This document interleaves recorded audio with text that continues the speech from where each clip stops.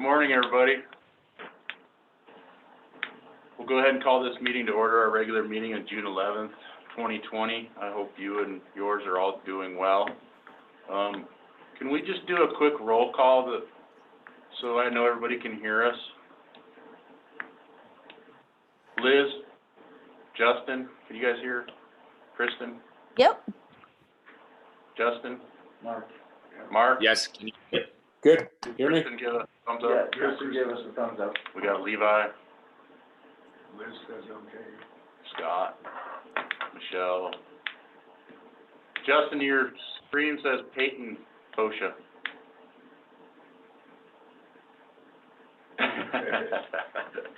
All right. We do have a quorum. We can conduct business. Let's get the show on the road. We don't have a public comment period today. We received no inquiries from anybody that wanted to comment. We have also indicated on the page that lists the agenda that if people want to comment, the process that they can go through. And if they just want to send something to have their comment read to the board, they can do that as well. And we haven't received anything from anybody at this point. Okay. Minutes of previous meetings, everybody look at them. Any corrections? Yeah, one correction. FERC is spelled with an E, not an I. Okay. Anybody else have a question, comment, correction?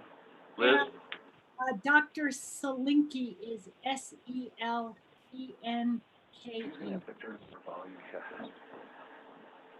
Can you turn up your volume, Liz?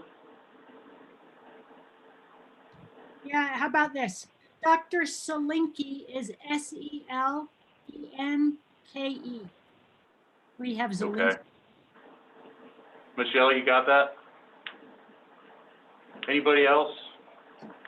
We get a motion to accept the minutes as revised? So moved. A motion by Dick and a second by Carl. Is there any further discussion?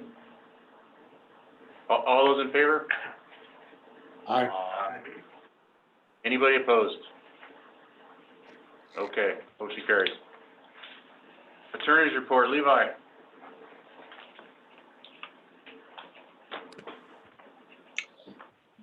So I can update the board in executive session on the litigation matter in Grand County.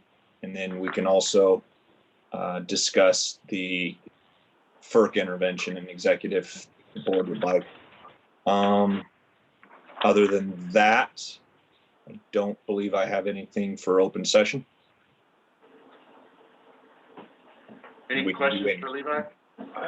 I just had one. I said I'm looking at the total amount that we've been spending, and I know there's a lot you've been working on, Levi.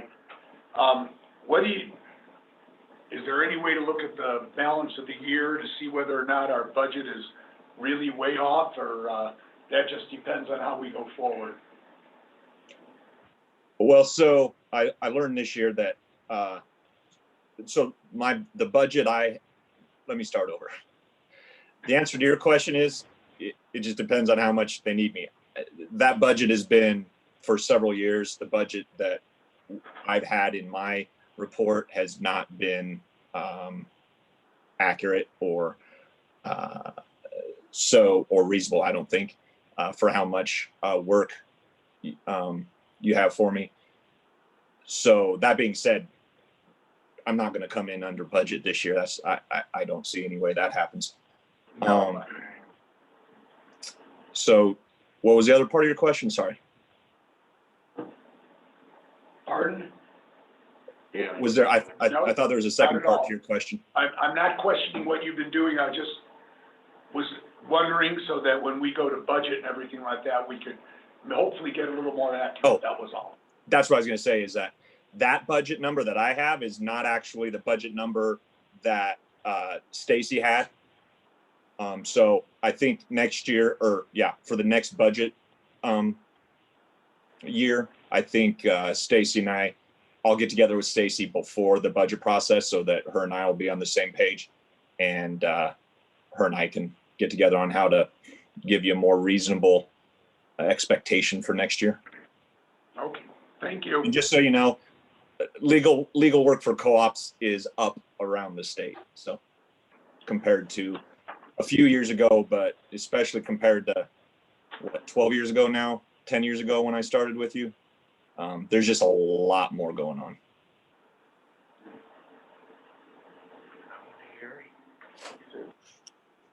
I didn't hear you. How many years? You said 10? Yeah. Any other I think at questions least for 10, Leon? Carl. I think I started in 2010. Levi, were you 20 back then? You look so young now. Kristen, you are my new favorite director of all my co-ops. Anybody else have any You questions? can be for- bought real easy, Levi. Very, very easily, yes.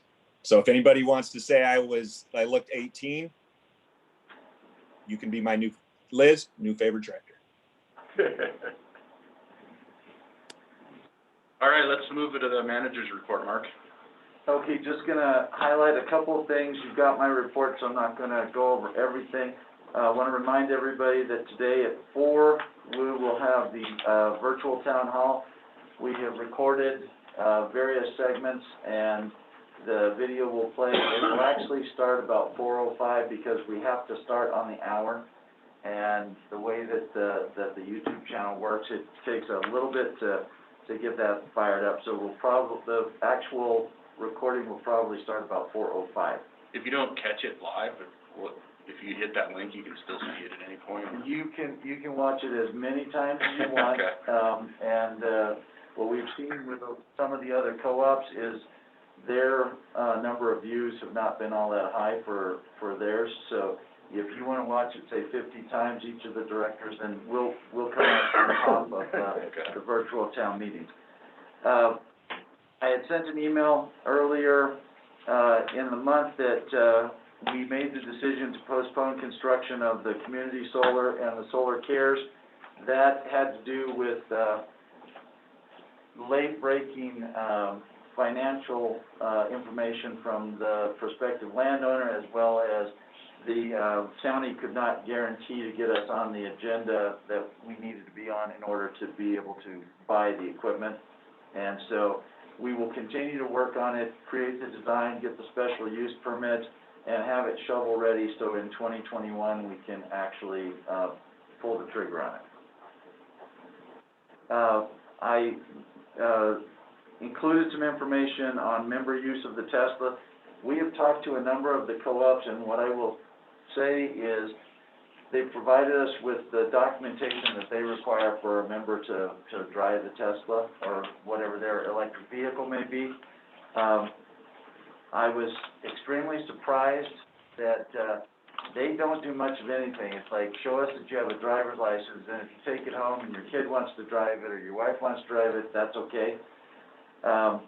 They don't require any special insurance provisions, which I think that we need to in order to protect us, because under presumptive use, we'll be covering them. Their insurance will be primary, but if they don't have sufficient insurance, then Mountain Parks will cover it in the event that they're in an accident. So we will put together some, Colorado minimums are 25, 50, 15, and I think that those are significantly too low. So we'll require higher insurance. And Levi is working on a member release that they would need to sign that recognizes that, you know, they will drive it, they won't let anybody else drive it during the time that they have it. We'll get a copy of their insurance as well as a copy of their driver's license. Some of the co-ops are doing pieces of that, but not the whole thing.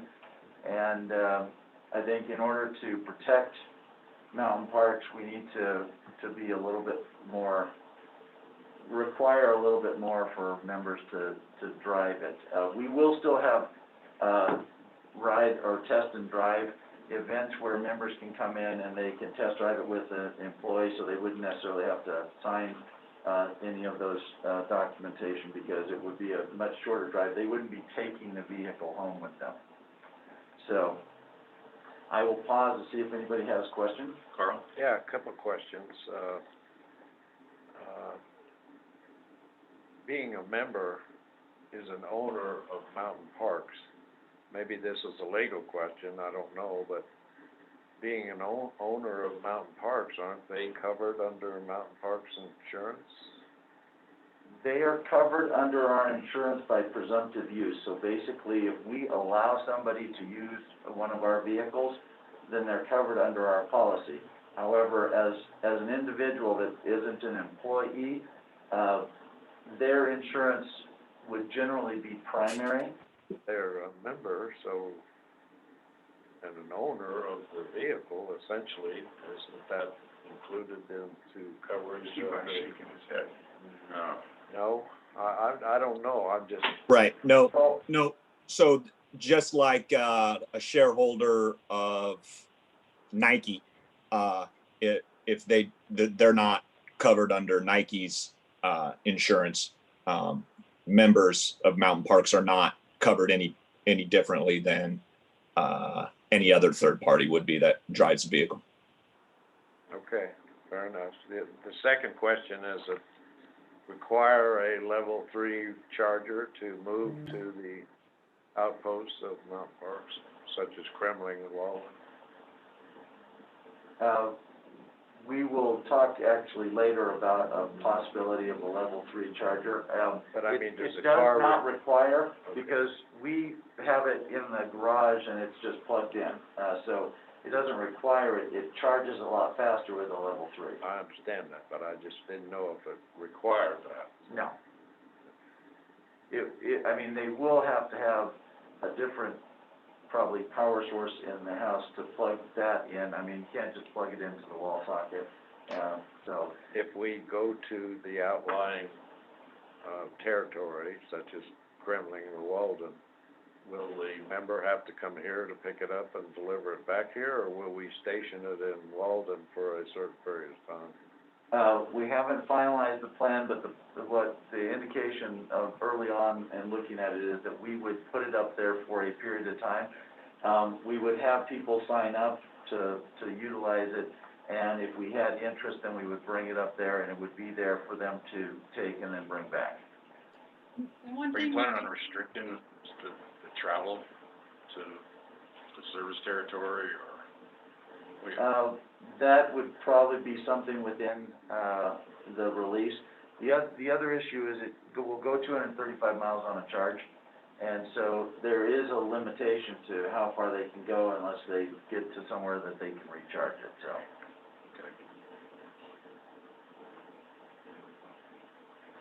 Okay, moving on, the safety officer, we had an interview that I noted that was scheduled for June 5th. We did the interview. It was not anybody that was on the interview group felt was a candidate that we wanted to move forward with. We have subsequently gotten an additional, application, and that is scheduled, for Monday, June 15th. So we will hopefully have some, the person looks good on paper, but that doesn't necessarily mean that they're somebody that we want to hire. So we'll know more on Monday.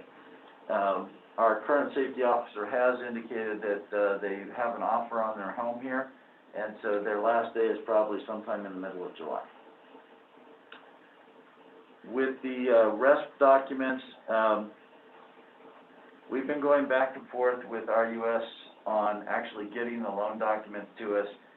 They have what I will say is an extraordinarily unusual way of calculating the debt. And, we've had a number of conversations, and I will indicate that I have probably not been really nice in some of the conversations, telling them that the way that they do things is not market, it doesn't have any connection to reality. But I believe that we have resolved the issue, and next week, we will be applying the cushion of credit, which will free up a significant amount of money that allows us to then sign the documents and stay under our board authorized, debt limit. Realistically, the way we calculate it, we're probably $30 million under the authorized board debt limit, even with the $10 million loan. The way they calculate it, we're $2 million over. Does it make sense then to, maybe at next meeting, have a resolution to increase our debt limit so we don't run into this again. Instead of waiting until it happens, because if something comes up in the future, we're gonna run into the exact same scenario and maybe not have a cushion of credit to utilize. Well, and once we do this, and even after signing the $10 million, we should still be about $10 to $12 million under the limit. So I think that we're okay for now. I don't believe that it's necessary to ask the board to raise the limit at this point. Okay. Thank you. Just to Taking away clarify, the- who imposes that limit? Is that a board imposed limit or is that something that USDA? Okay. No, the board approves an authorized debt limit, similar to Congress and the nation. They set the limit that you can't go over, and then if you get close to it, then staff comes back to the board and provides an explanation of why it needs to be increased. One quick addition to that, it is RUS that requires the board to set a limit, if that makes sense. Otherwise, I'm not sure there would be a reason to set a limit other than your approval of the loans, but the board sets it, but it's because RUS requires us to set it before we get a loan from them. Carl, did you have a question? Yes, the cushion of credit has been a positive thing for Mountain Parks.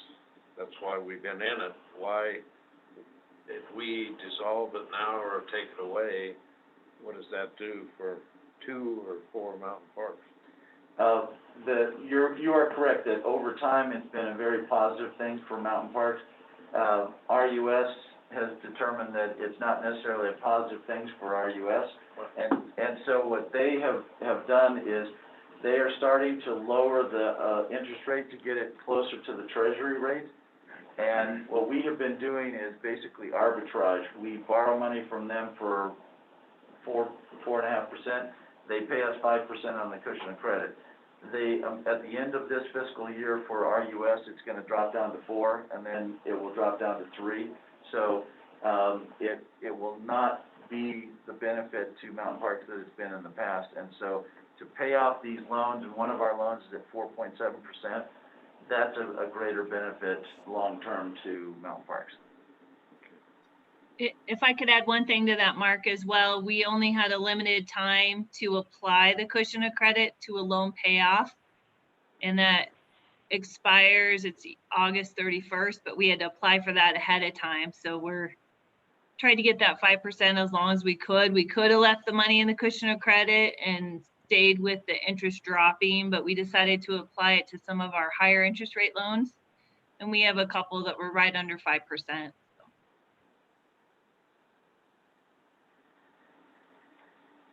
Okay, moving on, a couple things that came up in between the time that I submitted my report to the board packet and today. I became aware of a group, it's Solar United Neighbors, and they are working in conjunction with Grand Innovators. And I don't know a whole lot about it, but they are attempting to do a group buy of solar in Grand and Jackson County. They're trying to sign people up to do this. There is a suggestion that they would do it under a co-op. I'm not sure what specifically they are. And the group would include in this potential buy residential, small business, and the town. And I do know that, or I believe that Kristen is a member of Grand Innovators, so you might have more information on it. And Liz is raising her hands as well. Yeah. Yeah, I spoke to, I think Jacob Schlesinger, who's the, kind of the guy spearheading it. It's a way, what they're hoping to do is with the Electrify Everything, dollars available to, provide sign people up who think they want solar and then bid out it as sort of a group package to try to drive down costs, and to get some folks who are somewhat knowledgeable to sort of be on the committee to run this thing that will help people get a good solar installation. I think it will really drive the electrify everything solar side. Be nice if someone was doing it for heat pumps too. But what they're trying to do with towns, I think, for the most part in businesses, is trying to get people engaged and to sort of not necessarily sponsor, but sign on to the effort and support the effort. So they've engaged with a few towns, with Fraser Winter Park. I've asked them about Granby, Kremling, Walden. So far, they haven't done that yet. It's a pretty, it's been done in other places in Colorado, and it's been pretty successful as far as getting a number of solar installations done in fairly short order. So I think it would help with the take up of the electrify everything loans. Yeah, I can talk to this a little bit too. I have some insights.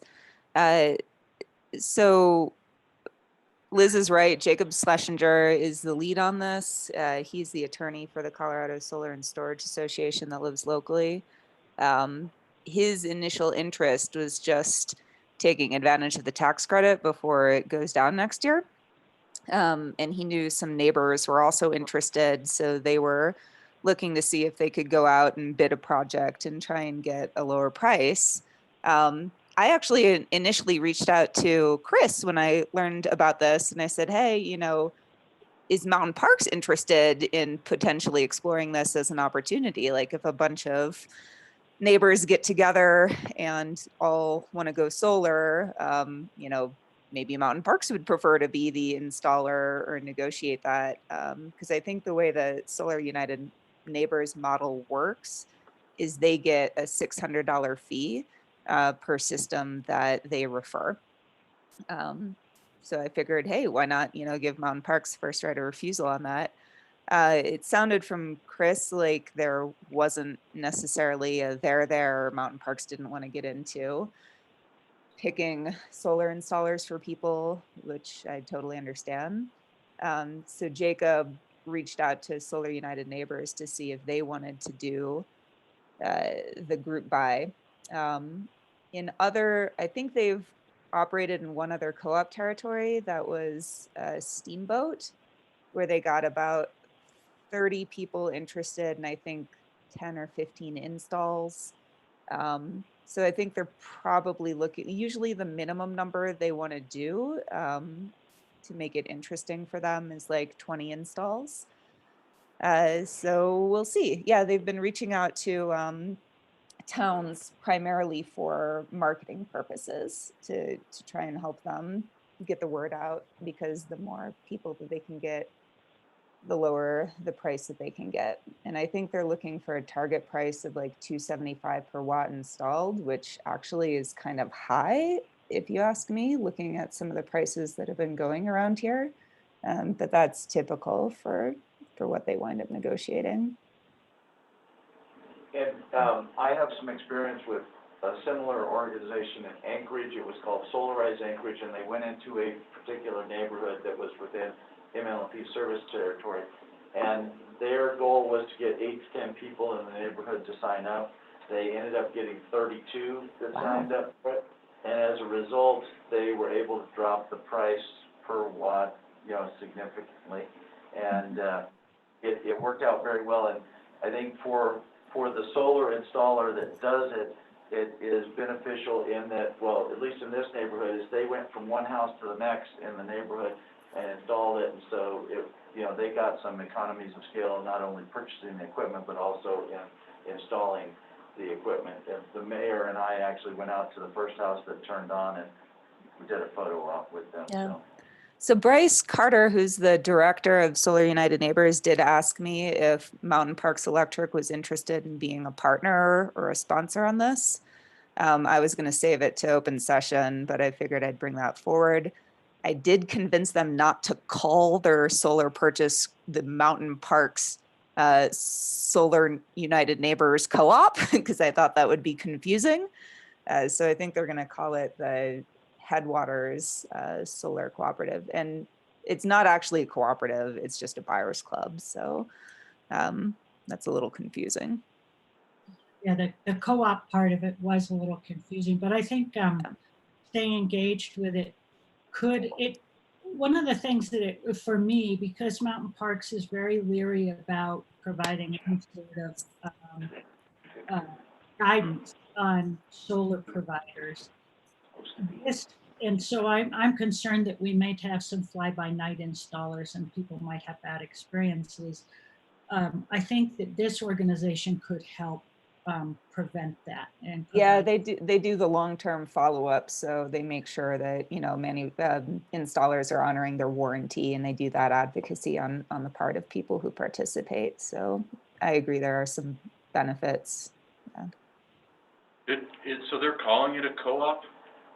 Is that? Well, It's a national organization, and that's just what they do. They call them solar co-ops because the idea is it's like member-driven, member-owned. The members that decide to get together and purchase, they're the ones that decide on who is the installer. So yeah, they do call their group buy clubs co-ops. How does that affect the local installers and local business? Yeah, so the group of neighbors that decides on the purchase, they have the ultimate say over who they want to go with. And in many cases, they won't necessarily go with the lowest price bid. Sometimes they'll prioritize going with local businesses to try and support the local economy. So it all just like depends on who winds up, you know, deciding they want to buy, because they try and make a consensus-based decision. And Carl, I think they actually are interested in working with people in Jackson County as well. So if you have any interest in that, they're willing to go up there. In regards to the fly-by-night solar installers, we've had that issue come up before. We've encouraged people to call Mountain Parks to critique or whatever word you want to put on it. If we don't endorse this issue, then as a organization, Mountain Parks, then we're going to be in some kind of trouble, aren't we? Well, I just think we should have a good working relationship with them. I would hope, like we do most people. But I think that having a relationship, maybe learning more about exactly how they're going to operate, which Kristen knows more than I do. But if we understand how they're going to operate and we feel comfortable with it, we might want to sponsor or endorse or put our seal of approval on, you know, yes, we're aware this is going on, you know, yes, it can tie into electrify everything, you know, we might want to coordinate with them. You know. Yeah, they'd be very happy to have someone from Mountain Park staff be on their steering committee. So if that's something, Mark, you're interested in exploring, could put you in touch. Yeah, if you want to put whoever the head person is in touch with me, I'd be happy to.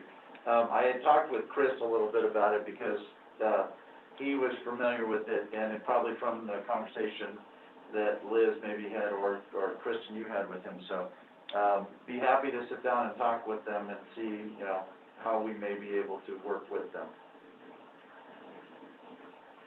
Sounds good. Okay. Moving on, unless there are any other questions. We were also contacted by a company called Wireless Research Center, or WRC. They are working with private, governmental, and I believe Grand Innovators is also part of the, I'll call it, group. And they are looking to build a 5G network in Grand and Jackson counties. They have potential interest in partnering with Mountain Parks on the fiber backbone. And if the board would like to know more information specifically about it, I think maybe we could talk about it in executive session, because they while they didn't give us financial terms, they did discuss how they may partner with us, from a financial perspective. And last, but certainly not least, I am a member of CREA's Wildfire Subcommittee. We met, I think it was on Monday, and CREA has put together a white paper on wildfire and wildfire mitigation and potential legislation. It would be something that they would share with the legislature. We discussed the white paper and changes. It is Poudre Valley,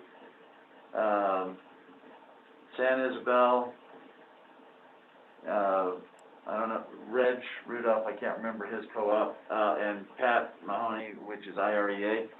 And we talked about the potential path forward on some of the things that we would hope to be able to accomplish to either lessen liability or to address wildfires in general in Colorado, and the possibility of putting forward some legislation in 2021. But at this point, the staff of CREA is going to go back and redo the white paper, and we're going to, I think, have either weekly or every other week meetings of the wildfire committee. And there's, I want to say there's about 5 or 6 of CEOs that are actually on the committee at this point. So with that, that completes my report unless there are any questions. Liz? Would you like to have one executive session? I would like to learn more about the fiber, but I'm not sure whether we should do it now or later. Well, we have, I think, 2 other items for Levi to update us on in the executive session, so I'll just add the fiber to that. Okay. This is a property issue. Did you want to talk about that as well? Yeah, we can talk about the property as well. Okay. Carl? In regards to the email that you just sent out here a couple days ago with the windstorm in Winter Park, you commented that several of the trees fell into the lines that were outside of the right-of-way. Is this private right-of-way? Is this Forest Service right-of-way? And why are not those trees being declared dangerous trees or hazard trees and being cleared? I think that, I don't know specifically whether, I would assume that based on where it was, it's probably private land. So, and with private land, we can identify something as a danger tree and try and work with the landowner, but we can't force them. That's part of what the legislation would do. If there's potential legislation goes to the Colorado legislature to widen the right-of-ways, and then also allow co-ops and, for that matter, any electric utility, if they identify a tree as a danger tree, to be able to remove it and not have liability associated with it. I think that the windstorm and the level of the winds was significantly outside of norm, that we might not have identified the tree as a danger tree because, you know, it didn't look like it would just fall over. But when you have gusts of up to 100+ miles an hour, things that don't look like they're going to fall over do fall over. And so I think that we may not have identified some of these trees as danger trees. And the other thing is, with a wind that high, it can blow over the tree, and it will blow it much further than just having it fall over into the lines. So I think that that's part of the challenge, that we probably are not planning for that level of winds, because those are unprecedented. Does that result in a change of our policy or our procedure of identifying danger trees then, or not? I think that we will go back and operations will work with Asplin to, as we are doing clearing of the right-of-way, to maybe adjust the, you know, what we would consider a danger tree, because, like I said, the tree, if it just fell over, it probably doesn't fall into the lines, but if it's blown by significantly high winds, it can blow it into the line, or even part of the tree into the line. Right. One thing I'd say, Carl, is we keep talking about trees falling over. I was up on Blue Ridge, I don't know, 3 or 4 years ago when we had that big wind event that closed the ski area and trapped people behind down the bottom of Vasquez. It wasn't, I mean, it was a little windy and then all of a sudden it dipped down. And those trees don't fall over. They snap off and they travel vertically for quite a ways before they actually come to falling. And so they blow. I'd never seen anything like it. It's not trees falling in the way we typically think of a tree falling down. They snap off and they just blow in the direction the wind's blowing. And they really travel. And some of the trees that I saw, they were beautiful trees. They were green trees. And they just snapped off and moved. So we're going to see more of it. I don't know what, other than increasing the width of the right-of-ways by a significant amount, which is going to cost us a lot of money. I don't know what we can do. I mean, I think we do a good job with the danger trees and identifying them, and I think, we can count on our members to ID stuff as well. But boy, when it's a green tree outside of the right-of-way and it's 100-mile-an-hour winds, I don't know what you do. Well, I understand what you're saying, but, that doesn't lessen Mountain Parks' liability if fire starts or something else. If that happens, and that's what my concern is, if we need to get more strict in danger trees or whatever, I don't know, but, Down the whole forest. well, that may be true. I don't know what the answer is, but, And Liz did mention, if we widen the right of way, I mean, we've looked at, a number of things there. Missouri passed something, Utah, California, and one other state, I think it was Oregon, at the laws that they passed, and they have widened the right of ways, but there is concern amongst some of the wildfire group that if we just, say, okay, we're gonna go from 10 feet on either side to 25 feet on either side, that then creates liability for us, because we then have to go through and clear all of that within a reasonable period of time when we've got 1,800 miles of line. It's a significant expense, and one of them was IREA, because he was saying, that if we widened it to there, that they potentially had to spend $10 to $15 million to be able to clear the additional right-of-way. And so it's somewhat of a balancing act to try and find the best solution to it. But we are working on it as co-ops and as the state association. Rich, you in that report, you guys are taking a look at how far those trees traveled, right? Right, and the ones that blew into the Winter Park lines. Yeah, we do. So like you're saying, if we were to trim our right-of-ways to eliminate, and I mean, that term hazard tree or danger tree, I guess you could say any tree that could hit the line could be a danger tree or a hazard tree. So then we're clearing right away probably 100 feet of either side of the line, and it's just not feasible. A lot of people won't even let you do that.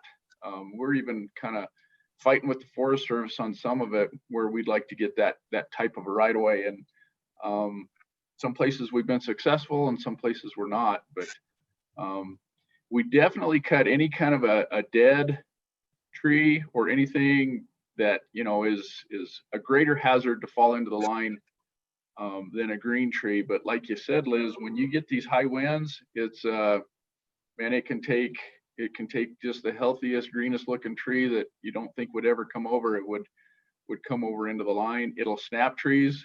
I've seen it pull up entire root balls, especially in the spring, like right now when the ground is real wet. It'll just take the whole tree over.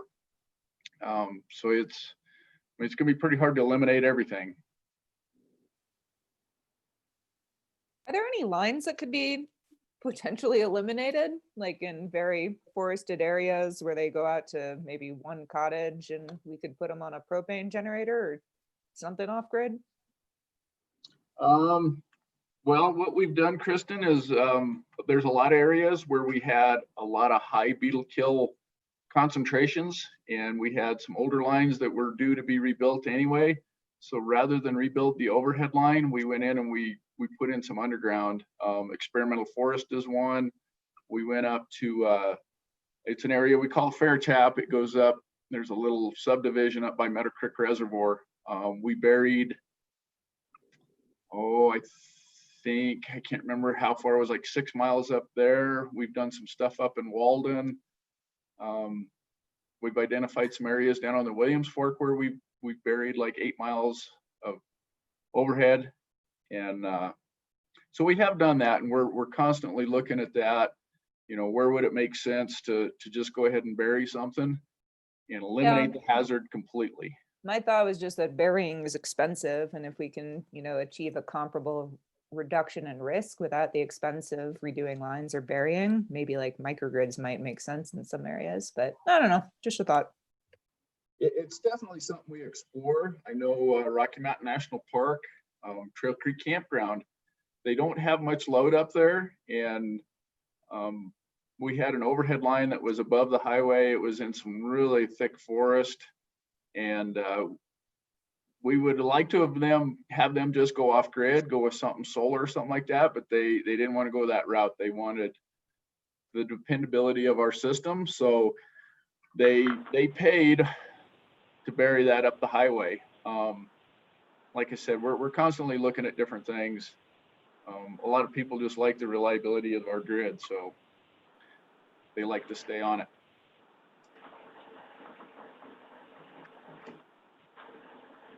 Okay, I am done then. That's it? Okay. I have a quick question. Go ahead, Can Justin. you hear me? Yeah. I know Bruce and Rich put together a vegetation management plan that we were shown a couple of years ago. Maybe could we just have an update on that in a future board meeting? Yes, we'll put that on future board meeting agenda. Thank you. Okay. We'll move on to discussion action items, Mark. Okay, the first one, 6A, is policy B17, information and cybersecurity policy. It's in the rotation. There are no suggested edits of it. It's just up for renewal or reapproval. I just had a question on, I guess it would be probably not, it wouldn't be this policy, but maybe under a board policy. Do we have anything to cover, say, now that we have iPads, or, I mean, any kind of policy that dictates what we should and shouldn't be doing with those? I don't think we do, but just a thought. Joe, do you know if we have a specific policy covering, I mean, we have a policy covering devices. Does it cover iPads? For the directors. You need to unmute yourself too. Yeah, no, I have the policy, but it needs some editing to make it applicable to the directors. I have not completed that yet, but it will be short. Perfect. Jess, I actually believe it's on the agenda for next month, so. Okay, great, thank you. I have a related request for this one. Under policy A-G, it says, all employees will be provided an information security and awareness training on a regular basis. Is that happening on an annual basis? And can we as the directors get that too? We Go ahead, can, Joe. we can, and that's why that was one of the key reasons why we had to set you up with MPEI email addresses, because the company that we use for that training, we have an unlimited number of seats, but they have to be MPEI. It comes to your MPEI address, and the link only works that way. So yes, and it's more often than annual. They're short. We've kind of taken a shorter approach more frequently than larger annual trainings. And actually, earlier this week, we sent out one, and it was on cybersecurity and protection of devices, phones, and iPads, and that type of thing. And I took it, and it only took about 10 minutes to get through it. So it does ask you questions to make sure that you're paying attention as you go along. And then there is a test at the end that I got 100% on. I'm not bragging, but just saying. We do need a motion to approve if somebody could do that. Carl? Make a motion to approve, policy B17 as presented. And because of the discussion we had at the last meeting, does Carl want to include in his motion that this be a public policy that we would post on our website? Staff has no problem with making it public, so. Included. We have a motion by Carl, Second. second by Liz. Is there any further discussion? All those in favor? Aye. Anybody opposed? Motion carries. Thanks, Mark. And just so the board knows, there were two other policies that were scheduled for the rotation for this month. They dealt with purchasing and inventory, and we are in the process of redoing some of those things. And staff felt that we needed additional time to make sure that we got it right, as opposed to having the board approve it and then coming back in 3 months and having you approve changes that we made to the policy. So those will most likely be on the July agenda. Moving on to six. I have a question. Who is B. Fixter? That's Bethany. She is within the finance area. Okay, I just didn't know who it was, and I'm curious. No, she is one of our newer employees. I think she's been here, Stacy, a month or 6 weeks, something like that. Okay. And she, I think, from time to time, employees want to actually see what the board does. I was just curious as to who it was. Perfect. Okay. So moving on to item 6B, the Walden Level 3 charger. Liz had sent some information to Jeff and I. I forwarded the email that she gave to us related to the pricing of putting a Level 3 charger in Walden. And there is the possibility of a grant from the state for up to $35,000.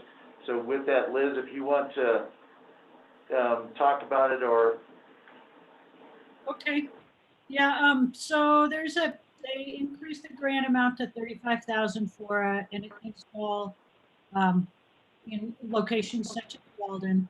The Green Power Committee has been mulling this over and trying to figure out if we could, as the Green Power, commit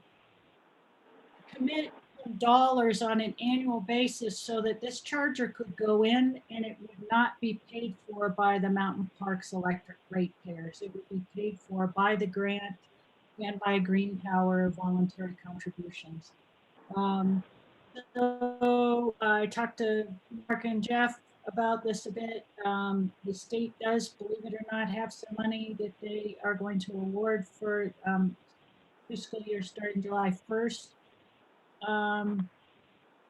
Mark got a sort of a make-ready cost from Scott, I believe, or an idea of approximate amount. So total project, we're looking at somewhere probably $70,000 to $80,000. And what I would propose, unless people have a big problem with it, is that you authorize the staff to submit a grant to the state for this project. and Liz referenced, I asked Scott to give us an idea of what it would take to put the charger in Walden. The transformer that currently serves the Walden building would not be sufficient. We'd have to upgrade the transformer, so the cost associated with that, wiring and other things, would be about $30,000, which is included in the $70,000 to $80,000 that Liz has indicated. And I sent the email, I believe, yesterday to the board so that you can see the different pricing. There are 3 companies and the price of their chargers varies from 31,000 to 47,700. Is there any, way we can justify doing this by the usage or the potential of usage?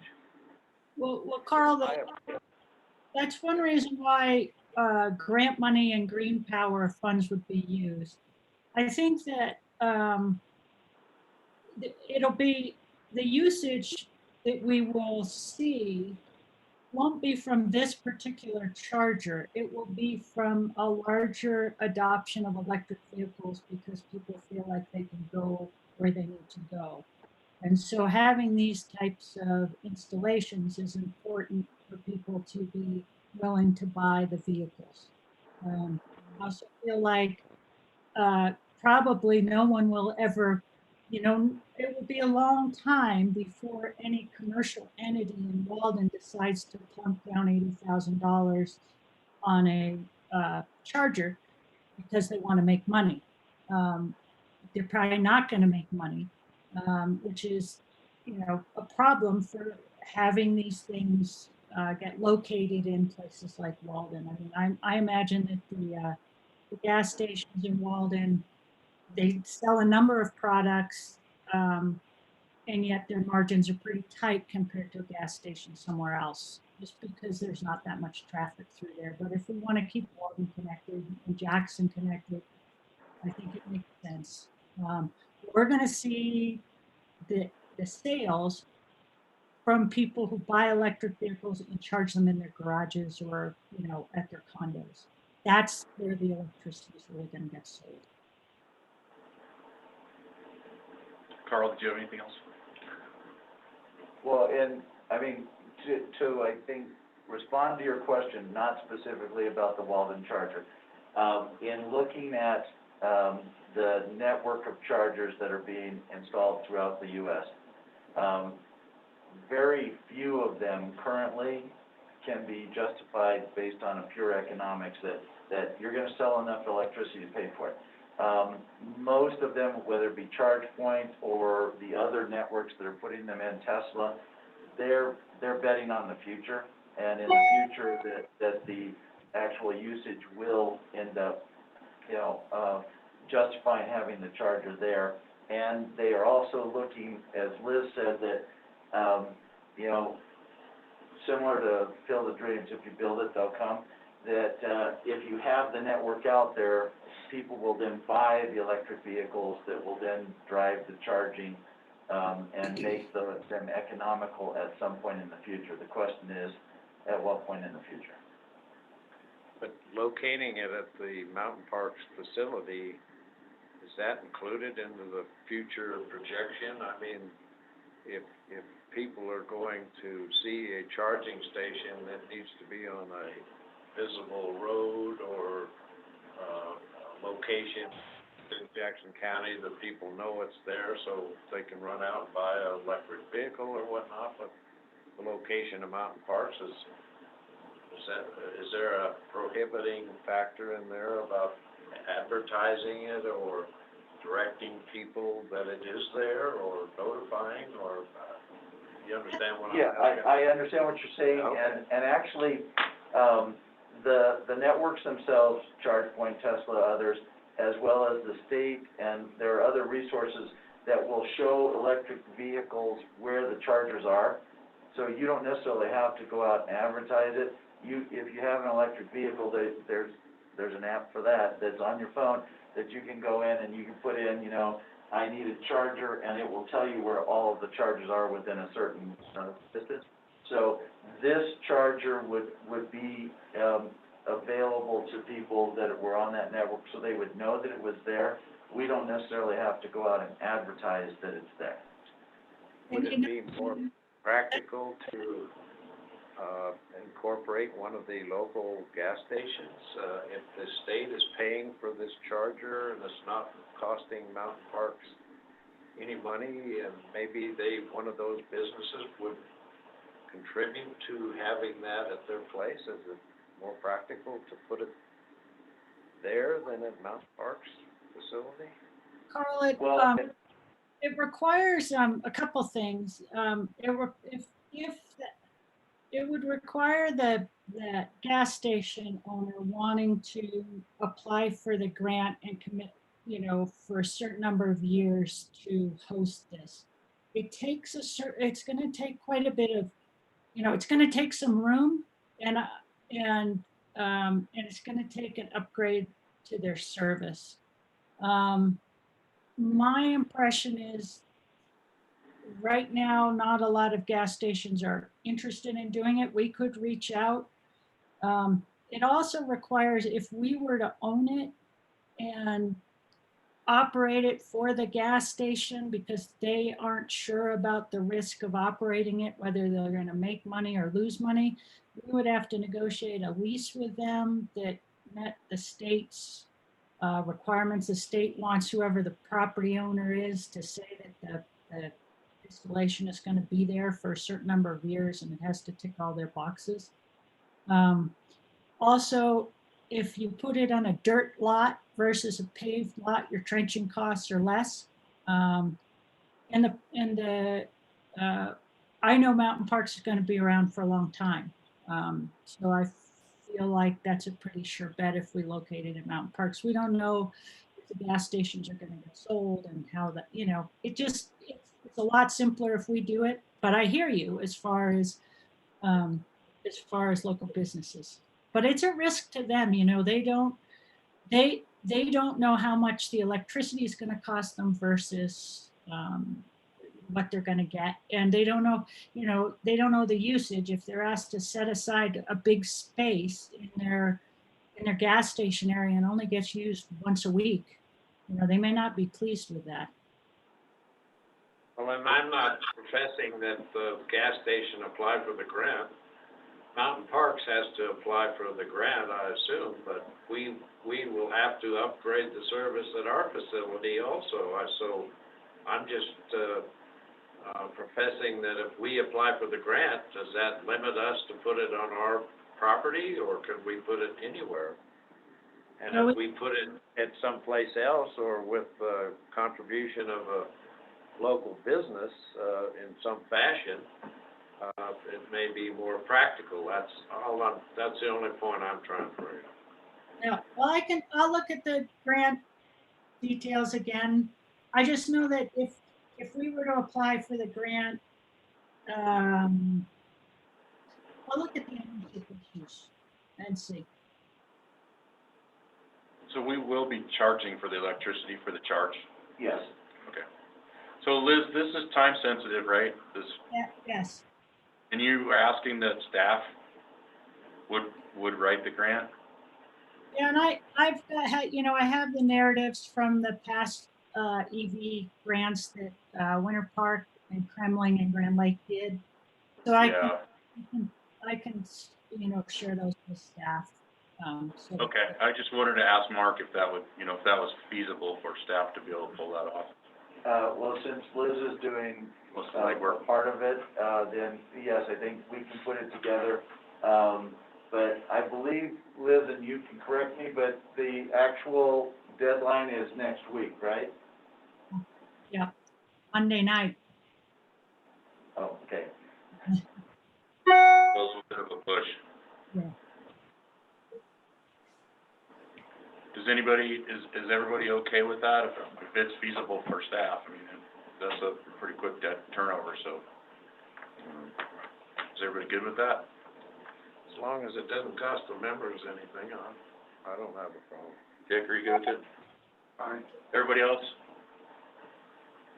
I think that's a good idea. Thanks, Liz. Okay, thanks for all your work on that, Liz. Thank you, guys. Mark, anything else for that? No, so we would move into the staff reports.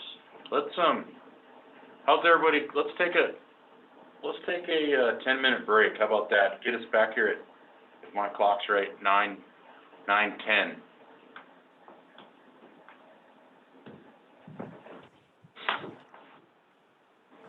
That works. Hey Jeff, can you guys see everybody on the videos? We can. Yes. Well, there I are can't see some, it. Yeah. Anybody? I can't see everybody, but if you go to gallery view, are you in gallery view, Justin? Yeah, I'm in gallery view, but I can see myself, but even then every once in a while it shows me as being blank too. So I just want to make sure I'm hearing most of it. Liz, you're the hardest to hear for some reason, but Okay, I'm sorry. picking up everything else, I think. My, So as long as I have the audio the whole time is good. So Do not get those screens behind you. Jessica, it looks really nice and beautiful where you're at, but your hair's not blowing in the breeze. Are you inside or? she's under the umbrella. Yeah, it's fake. I'm not actually on the beach. I wish I was. Oh. Yeah, that's Grand Lake behind you there. With a palm tree. Surf's up. How do you put that on your screen? You go in, there's an option when you have the video, and you can add backgrounds to it. Like where on this? When So, you say you Dick, if you go Yeah. to stop, if you hover over your screen and you go to stop video in the lower left-hand corner, there's a little arrow next to stop video. And there's a So option. you have to get out of the program I'm in now with all the detail, right? So Here, if you call have to order. Zoom up, You go to call. Well, no, you have to get out of call to order, and you have to go to, actually bring on your laptop. How do you get the Zoom on your laptop? There is an icon that looks like that little blue camera up in the top left there. You have to go find that, right? Yeah. There is Zoom. Okay, go into that. Yep. And then you'll have to go into, does he have to actually be in a meeting, Jessica? the only way that I know how to do it, Joe had showed me, is when you're in a meeting, and then it will continually come up after that. So Dick, you just look for the video button, and then there's a little arrow next to it, and then you'll see a choose virtual background. Okay, so I hit join meeting. Oh, I have to go in and, okay, Yeah, I you have to the connect. meeting. That's okay. I'd have to connect to the actual meeting and then I can set it up. Then whatever I put in will come up every time I'm on Zoom. Yep, Okay, exactly. I'll have Joe show me that because I don't have the access right now to the joining meeting because I'm here. Right. Okay, thank you so much. How are you doing? I'm good. How are How are doing? you? I'm good. Good. Yeah. I had a little surgery, but everything else is good. Okay. Oh, hey, they removed a little cancerous thing from my schnoz, so Oh, that, it happens as you get older. yeah. But, you look like you relaxed. That's a great picture. You should be there. Where is that? Is that Hawaii or what? Or Mexico or what? I don't know. It was just one of the options under the virtual background. That looks pretty cool. Yeah, it looks lovely. Enjoy the warm weather.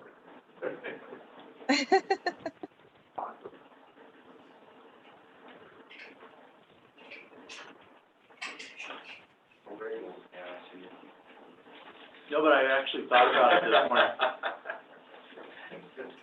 I drove past the grocery store. I'm going. Who knows, by next meeting, we We may might all be back back together. together. I heard this morning that the governor of Hawaii extended their 14-day quarantine if you come in until July 31st. You hear that?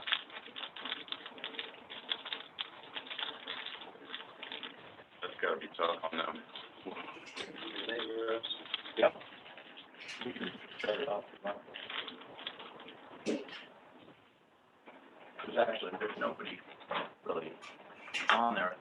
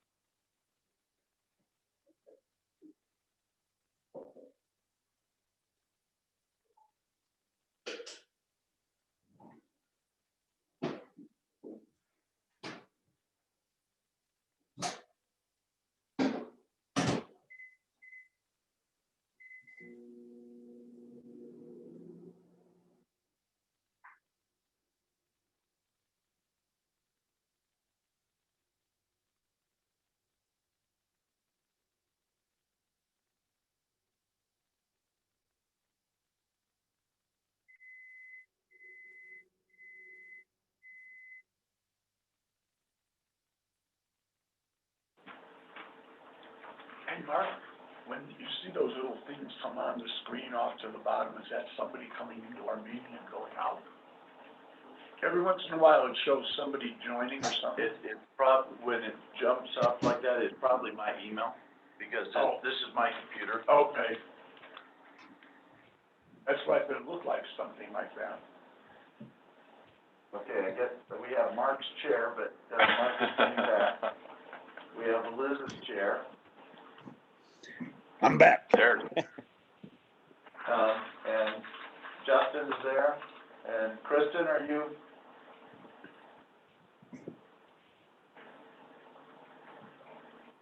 There's Kristen. In here. So we're just waiting on Liz.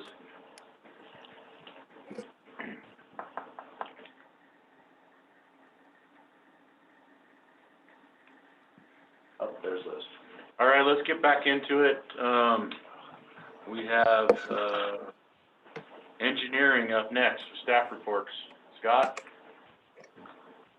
Good morning. how are you doing? Okay, how are you? Good. So you've got Scott's report, and if you have any questions on it, he is ready, willing, and able to answer all questions. Any questions for Scott? Carl?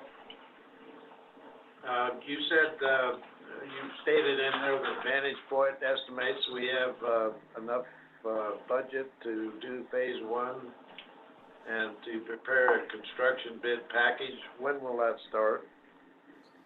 Well, I'm supposed to get the draft to review this week of the bid packet, so hopefully be out to bids sometime in June. And so what are you gonna put in the package as a start date? That'll probably be sometime late summer. The completion date is supposed to be December 1st. December 1st. Is there anything not in your report that you'd like to discuss or mention? No, I'm good. Okay, Anybody else? Is there anything in the report you would like to elaborate on? What? You broke up a little Can't bit. hear you, Liz. Is there anything in your report you would like to elaborate on? No, we talked about the fiber project, and I'm continuing to monitor that with Vantage Point. They're a little bit slow getting this work done, so I have to kind of push them. So I try to give them a nudge to give me an update every week.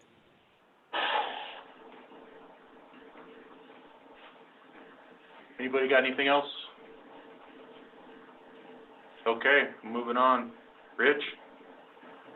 You got anything for us?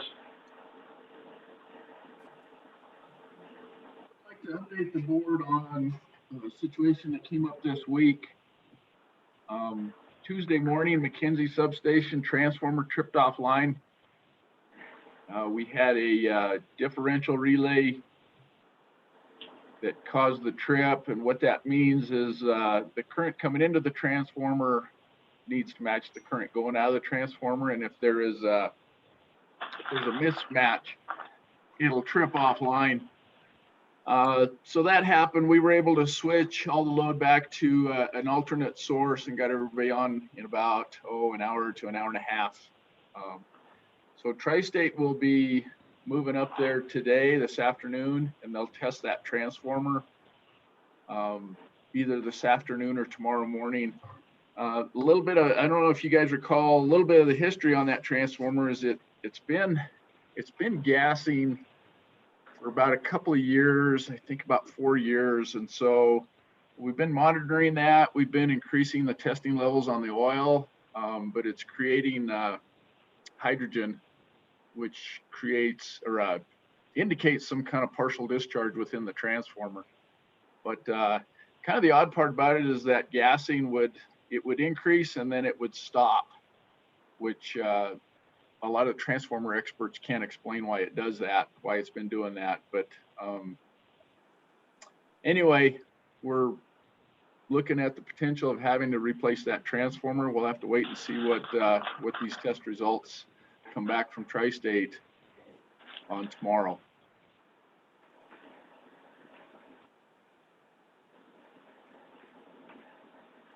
Any other questions? Does anybody else What was the say- cost on replacing that transformer again? Approximately. I think we had some real rough estimates of $250,000. We plan on using some capacity money to do that with, because I think more likely we'll look at increasing the size of that transformer. It's a little bit, I don't want to say it's undersized, but it's, if we increase the size, it allows us more potential growth up there in that area. How old is that transformer? Well, that's another concern, Mark, and that's a good question. It's a 2004, so it's not a very old transformer. I mean, usually you can get probably 30, 50, I don't know, 60 years if you maintain them right. But it's a fairly young transformer, so I don't think it's been fully depreciated yet. That's kind of the other thing that has us a little bit concerned about, is that it's not that old of a transformer. Is there a warranty on transformers? Not that long. I believe there's some insurance money that we can get on this too, because because it is only 16 years old, and we perform dissolved gas analysis testing on it every year. I think Federated will help us pay for that. Where did the transformer come from, Scott or Rich? I mean, is it American made or foreign made or what? It's American made. I don't know, Scott might have to weigh in on this. It's a northern, I believe it's a northern transformer. Canadian. Canadian? Canadian. That's foreign, right? It's like Northern Hydraulics. Depends on who you ask. Yeah. What are you gonna do, with the new transformer then, put it out for bid or what? I think more likely we will. Yeah, something of that dollar amount, I don't think we can single source. We'll work with a consultant to write a spec for it. And then we'll get it out to bids. Yeah, but before we speculate on that, we really need to find out what the result of the test is. Yeah. But it makes you Rich, think about making sure that we have up-to-date and good procurement policy. Rich, what's the lead time on something like that? Do you have any idea? If I were to guess, I would say it's probably around 6 months. And so that kind of poses another problem.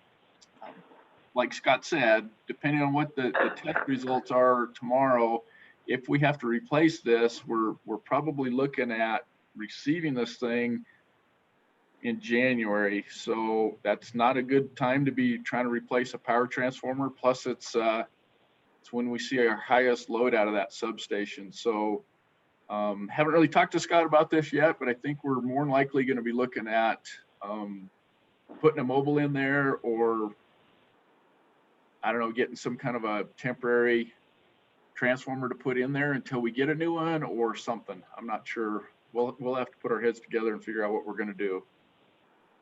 Okay. Rich, are you aware of the issue with transformers that just happened with WAPA down at All? It was a bigger transformer than what you're talking about, but any transformers that are foreign made are being diverted to Sandia Labs for testing of bugs in the transformer, spy stuff or whatever. Are you aware of that? I am not. Okay. That's a new one on me. Yeah, that's an interesting one. Maybe we could send this one down there and they could find out what kind of bugs are in it. Yeah. There could be the potential too that we just get this one rebuilt, get rewound. So and it might be a minor repair that needs to be made on it. It'll all, like I said, it all depends on what Tri-State finds on this test. Rich, did you want to go into your safety report? Sure.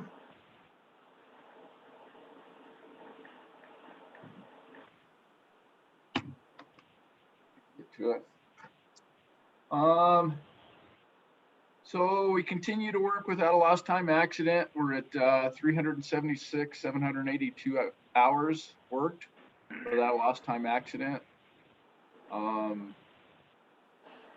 Things are pretty busy in operations. I mean, the construction sector is going crazy right now. I don't know if you guys have noticed that, but as I noted in my report, our locates are almost double than what they were last year. Part of that is due to River Run. A lot of those are coming out of that area, but I think Comcast is doing a lot of work this year, so there's another source of the increased locate requests. So with all that, the guys are continuing to work safe. We've been conducting these weekly safety meetings. They're on Tuesday morning. They're just a brief Zoom meeting that we've been attending. It's been a really good, I want to call it an addition to the safety program, because it's really kind of bringing the outposts and kind of bringing them together with the Granby group. There's been a lot of discussion that goes on at this meeting, and it's just been a big benefit for not just on the safety side, but procedural, just a lot of open communications going on in those meetings. There was one near miss reported for May, and it was a kind of a switching error. It's kind of hard to explain, but we've got some things that we need to address as far as a little bit of miscommunication going on there when one crew thought there was no hotline tag on the circuit they were working on, and so they started performing some switching when in fact there was a hotline tag in place. So it did cause the outage to be bigger than it should have been, but it also lessened the severity of the near miss. So it, like I said in my report, it was a blessing in disguise, but we need to do some more training on those transformers too, those 3-to-1s, or that's what we refer to them, where they're a 3-phase transformer. 3 phases go in and out, but there's a single phase core coil attached to it. So any questions on the safety report?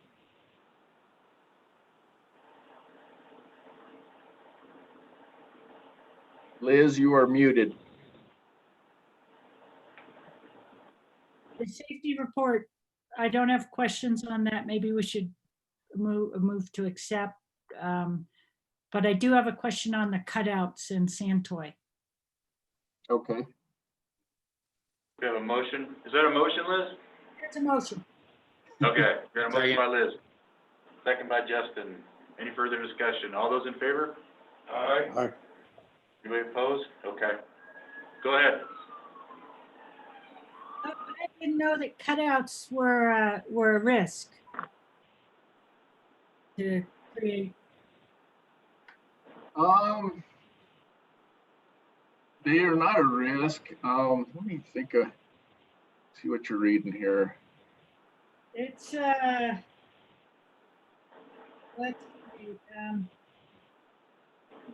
it's about halfway, it's under the updates, and it's about partway down. It says replace cutout fuse holders on Santoy Mountain Line that had, and I'm not going to even read the last part of the sentence. Okay. So there was the particular ones on this pole are porcelain, and I believe the pole got hit by lightning, and so it had arced over on the porcelain, and so there was a breakdown in the porcelain causing some arcing, and that had caused that fire. So anyway, we don't use those porcelain cutouts anymore because of kind of that inherent risk with it. We use a polymer, it's not polymer, it's a siliconized rubber. They're a lot more durable and they're just better. They're lighter weight too. Right. And are we sort of replacing as we go, or how are you guys handling that? We've actually replaced quite a few of them. Because they are porcelain, they're prone to break, and we've experienced a lot of problems with them. They have these connectors on the end of them that are epoxied in there, and I think moisture gets in those connectors, and then when it freezes, it causes the porcelain to fracture. So we've had a lot of these porcelain cutouts break. So a lot of times the guys, when they're out there doing various work, if they come across one, they'll just go ahead and replace it before it breaks. Right. We actually had, I believe, 2 or 3 of them break on Tuesday when we had all that snow. So yeah, we're proactive about getting them replaced. Rich, while I got you, I was gonna talk about it at my CRA report, but can you talk about the RESAP for 2020 at all? Did you hear about that? I did. Okay. So every year CRA conducts roughly 7 RESAP observations. And so with COVID restrictions this year, they were going to cancel all the RESAP observations this year and do them next year. And then there was some discussion about doing basically doubling up on them next year and conducting 14 RESAP observations. But it's a lot of work to just try to get 7 of them accomplished, and to double that up would have been too much. So what they've decided to do is push out the RESAP observations, just basically pushed everybody out a year. So they'll conduct this year's RESAP observations next year, and then, like I said, everybody gets pushed out a year. So we'll actually be 4 years until, well, 3 years now until our next observation. But that's the position they're going to take this year. I know that RESAP is you guys get to go see what other folks are doing, and it kind of sharpens, well, it makes you pay attention to things and see how other people are doing things, and it brings a lot of value to mountain parks, as well as having them come look at us. Have you given some thought on how you might sort of substitute something else for that, or try to find that value through something Mountain Parks does? I haven't thought about that.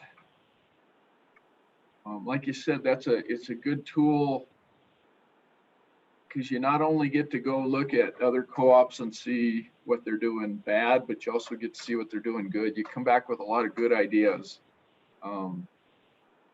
So, and then, like you said, vice versa, they come in here and they can see some of the things that we're doing good, and then look at areas that we need to make improvements on. So I haven't looked at anything to substitute that.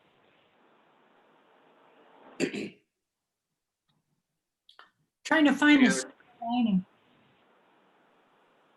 Yeah. Any other questions for Rich? Nope. Okay, Stacy, finance report. Morning. So as you saw in my report, financials are continuing to look good. I gave you my summary, and then gave you a bunch of graphs. Continually watching daily, making sure our 30 days are under control, past due accounts, 60 days, 90 days. And this last month, been working on the RESP loans and transferring the cushion of credit. So I'm mourning that loss of that nice 5% interest that we've had for the last 4 years. But we will gain it in the interest we're not having to pay on those loans we're paying off. So it's an okay trade. Any questions on my report? What are you gonna do with all the margins? All our margins that we have, I'm holding and waiting to see what happens the rest of the year. Yeah. This time of year, we do reap the rewards of a lot of sales coming out of winter and snowmaking, and then we're getting ready to go into our lean years. So that'll get us through the next few months. Lean months, I'm sorry, not lean years. anything else for Stacy? Any questions? Okay, thanks, Stacy. Sure, Jill? I had just a Oh, couple go ahead. logistical things to add. Can everybody hear me okay? Yep. Just to let you know, we have decided not to do the PPP. So that's a SBA loan program. We haven't had although we have some revenue losses, we are not having enough losses that we believe we need to take advantage of that money. So we're gonna take advantage of sorry for the acronyms, but it's just another CARES Act program that allows us to be reimbursed during the COVID related sick pay that we paid. And that's gonna amount to, I think last time Jessica and I talked, it was right around 180,000 possibly. So we will be taking advantage of that. We are not open to the public yet for people to come into our office. They're able to go through the drive-through and talk to the CSRs that way, call in. We're looking at a possible, depending on what happens with governor orders and of course the COVID spikes that we've experienced up here, 1st of July. So we're getting ready for that, signs, getting social distance guidelines in place, but I'll keep you updated with that. And then I have 80% of my staff back in the office. Right now we're wearing masks, and then we're got people still working from home one day, people flexing one day. So we got about 2 people out every day. So that's been nice just to get everybody flowing through the office again. We worked okay from home, and Joe and Adam did a awesome job getting all my people set up, but having that continuity in the office has been nice with my billing department and the girls up front that are continuing to talk to members and be able to share problems. So just an update there. Okay, thank you. Joe, you ready with your IT report? Sure. Just a couple things. The first thing I'd like to is basically based on the second bullet point in my report as it relates to our metering system. We had a pretty big meeting yesterday about some ongoing problems. We have reached out to Tantalus for assistance with these. And they're having some scheduling troubles due to some COVID and some internal company travel restrictions and things like that. We actually want to get a system engineer here to do some tune-ups on some of the RF gear. We had it scheduled prior to COVID, but it got bumped back. Now the problem is becoming a big, almost not critical, but it's moving in that direction. And so we're trying to wade through that water with Tantalus as far as how we get someone here to make the adjustments and the recalibrations. Until that happens, metering is proving to be less reliable than we would like it to be. Anyway, so that's that point. And the other thing I just wanted to bring to our attention, to everyone's attention, is the change with the health insurance plan to a self-insured plan kind of changes our status. And I think I believe it increases our compliance requirements with regards to HIPAA. Traditionally, as a fully as being a fully funded insurance plan, we had very few HIPAA requirements. We had them, but now it changes us as we're now actually a listed covered entity. So there's a lot of things we're trying to do to mitigate that, but I felt the need to bring it to everyone's attention and just let everyone know that we are working on the problem and trying to identify the areas that we need to focus on and how to mitigate that as best we can. Any questions for Joe? When you Liz, go ahead.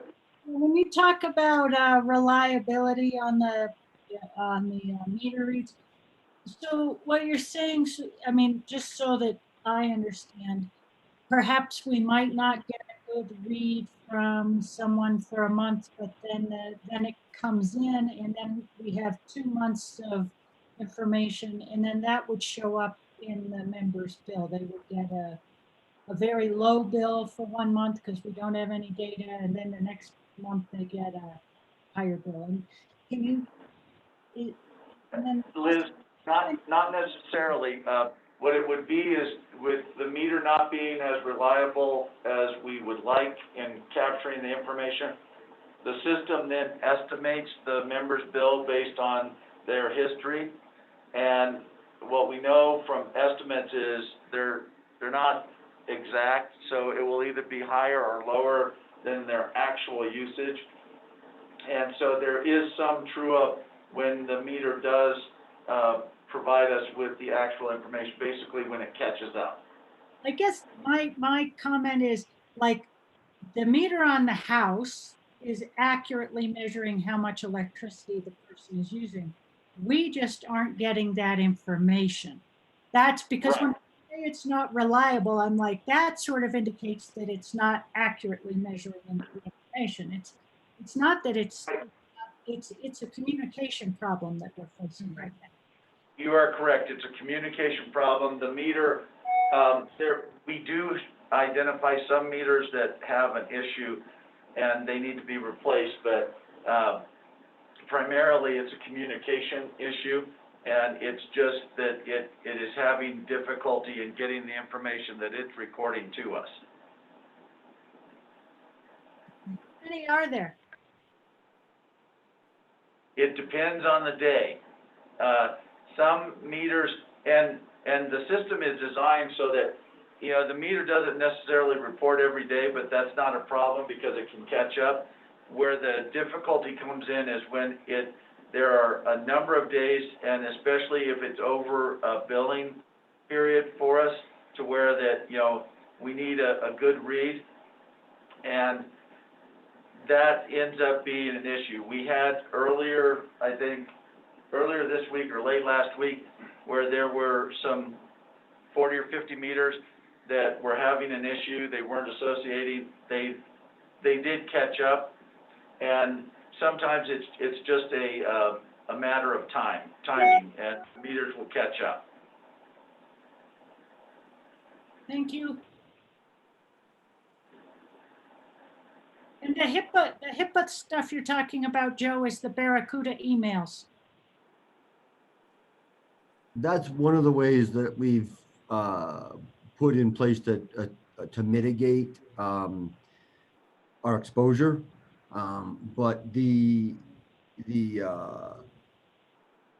there's been some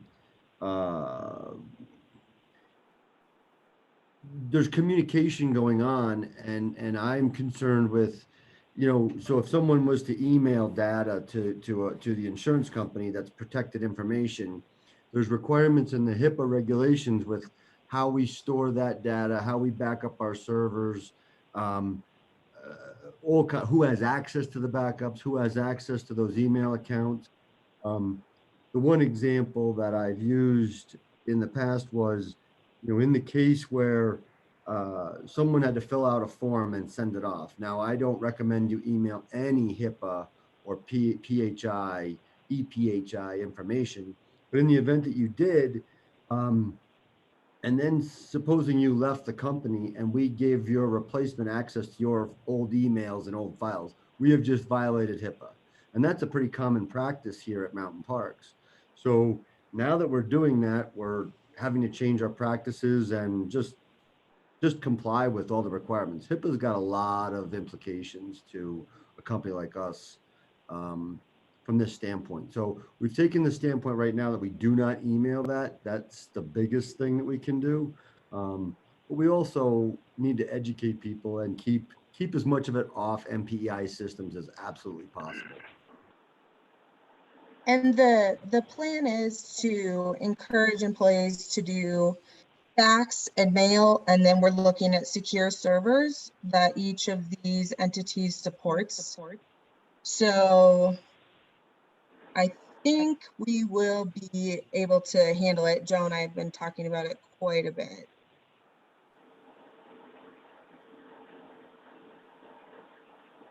Okay. Thanks, Joe. Jessica, Welcome. HR, admin? Okay, I had one thing I wanted to talk about. That was the military time off.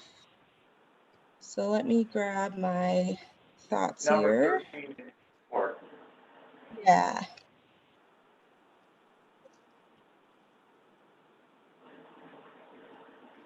Okay, so we don't currently have a military time off policy. The options that I looked at after talking with a number of other Colorado co-ops are the following. So we could require someone, so this is someone that's part-time military, full-time at Mountain Parks. We could require them to use their PTO, and then they are paid for their military time off from the military as well as from their PTO. That would be only if they had the PTO available. The second would be that PTO is optional and the employee is paid only if they use their PTO from Mountain Parks. The third is that we would pay the difference between an employee's regular rate of pay and what the military pays for the hours that they are working for the military. And that does not require that they use PTO. And then the fourth, Mountain Parks will pay the employee's regular salary for military time off and not require that they use PTO. And we could set caps for that. So generally for part-time military officers, it's about 100 hours a year. It does vary from year to year. So I think that option C is probably the fairest way to do it, but administratively, it's very complicated. It is also what, from talking with other Colorado cooperatives, most of them do.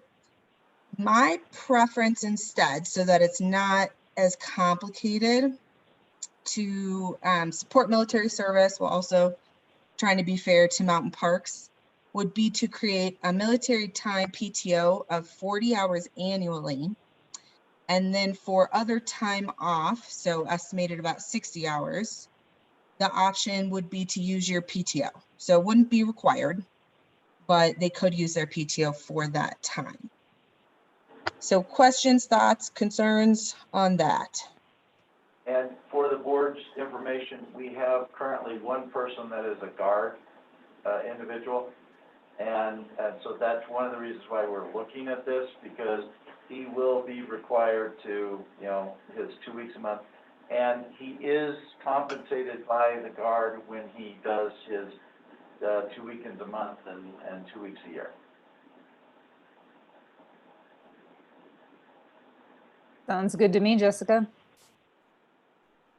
Okay. Great. Anybody else? Yeah, I'm curious how, now that we have self-funded insurance, or we will, how's the insurance coverage work during that time? I mean, if they have an issue on the 2 weeks they're off with the guard, does the VA pick that up? Do we pick that up? How does it all work? It would depend on the cause for one thing, right? For another thing, most military people are going to pick TRICARE over our plan. Okay. So yeah, it kind of becomes a non-issue. Okay, if it's a non-issue, no, I'm thinking, you know, if they get COVID, you know, and it's a lot. If what? If they were to contract COVID while they were doing their thing, and then it's a long recovery, and like, does that fall on our insurance? Does it fall on? But if they already are using a different insurance, that's, yeah, so long as they're covered. So Levi, if they did have our insurance and TRICARE, do you know which would be primary and which would be secondary? Sorry, no, I don't know the answer to that. Yeah, they have rules around that for like divorced parents and stuff, but I'm not familiar with that rule. But TRICARE is always primary. thank TRICARE you, is always primary. Okay, so there's your answer. It'd be covered under TRICARE. Great.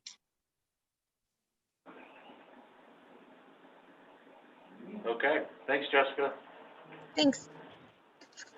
Rob, you there? Yes, we can actually see him now. I'm here. I am here. Like the Who's in Whoville, I am here. Good morning, everyone. Just a few things to add to my report. If you're curious about the residential time of use rate, I don't know if Mark mentioned it, but the latest count as of this morning is 22. So we did have approximately, 18 people or so sign up since they've received Mark's June CCL article. So that's good. I think it's going fairly well. The next thing I wanted to touch on was earlier you had a discussion about the Tesla and the range and checking it out and everything else and how we would charge it if it were up in Walden. Yesterday, Chris did some, I think it was yesterday or 2 days ago, he did some net metering checks up near the Wyoming border and he drove the Tesla. And so he went there from Granby up to the Wyoming border nearly and back, and he still had 150 miles left of range on the Tesla. So that might give you an idea of the range that we have when we drive it quite a ways within our service area. And secondly, when we bought the Tesla, it does come with a 110 charger. So that's in the trunk of the vehicle. Someone can simply plug that into a regular wall outlet at home and use that. They do not need the level 2 charger at home to be able to charge it. It is a very slow charge. We estimate, I think it's 3 to 5 miles per hour that you'll get when using that cord. So something to note. The virtual town hall, in my board report, it's a little bit different than I've projected. I had to submit my board report a week ago, so things have changed a little bit. So you know, it's scheduled to start at 4, you know that. We're gonna do the PowerPoint slideshow for about 5 minutes. So at 4 o'clock, that slideshow will begin. The actual meeting itself, town hall, will start at 4:05. We've had our share of challenges with getting this all prepared. Before we've done this town hall video, which is about 30 minutes in length. The longest video we've ever done is about 4 minutes, which is a much easier process with the uploading to YouTube and all of that. The other issue that we have with this one is we're scheduling it to premiere at a certain time, which we've never done before. And so trying to get the link to you before the video starts has presented some challenges that were unforeseen. So a little egg on my face. I'm going to have to yet send you another link, which we're pretty sure now is the correct link, and I apologize for that. This challenge has presented itself because, again, we've scheduled it, and there's some problems that come up when you upload the video from your phone versus a computer with the scheduling and getting the URL. But the good news is I haven't advertised the past video links that I sent you last night. Those are incorrect. I will send you the correct link here within about, 45 minutes, an hour, I'm estimating, and that should work. And then I'll be able to advertise that on YouTube. So next time, if we ever have to do this, we think we've got it. But there were some challenges that were unforeseen in providing that link before the video premiered at 4 o'clock this afternoon. So with that, those are the 3 things I wanted to quickly touch on. I think we're ready for Electrify Everything.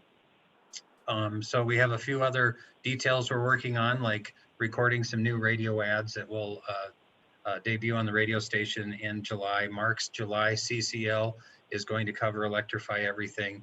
Stacy and I are working out some final details about when a member calls in and is interested and wants to us to do a credit check, which is just looking at their electric billing history and determining if they're credit worthy and all of that stuff. And we're also going to be advertising the program in the local papers right around the beginning of next month when the program opens up to our membership. So a lot of information. I'm happy to take questions.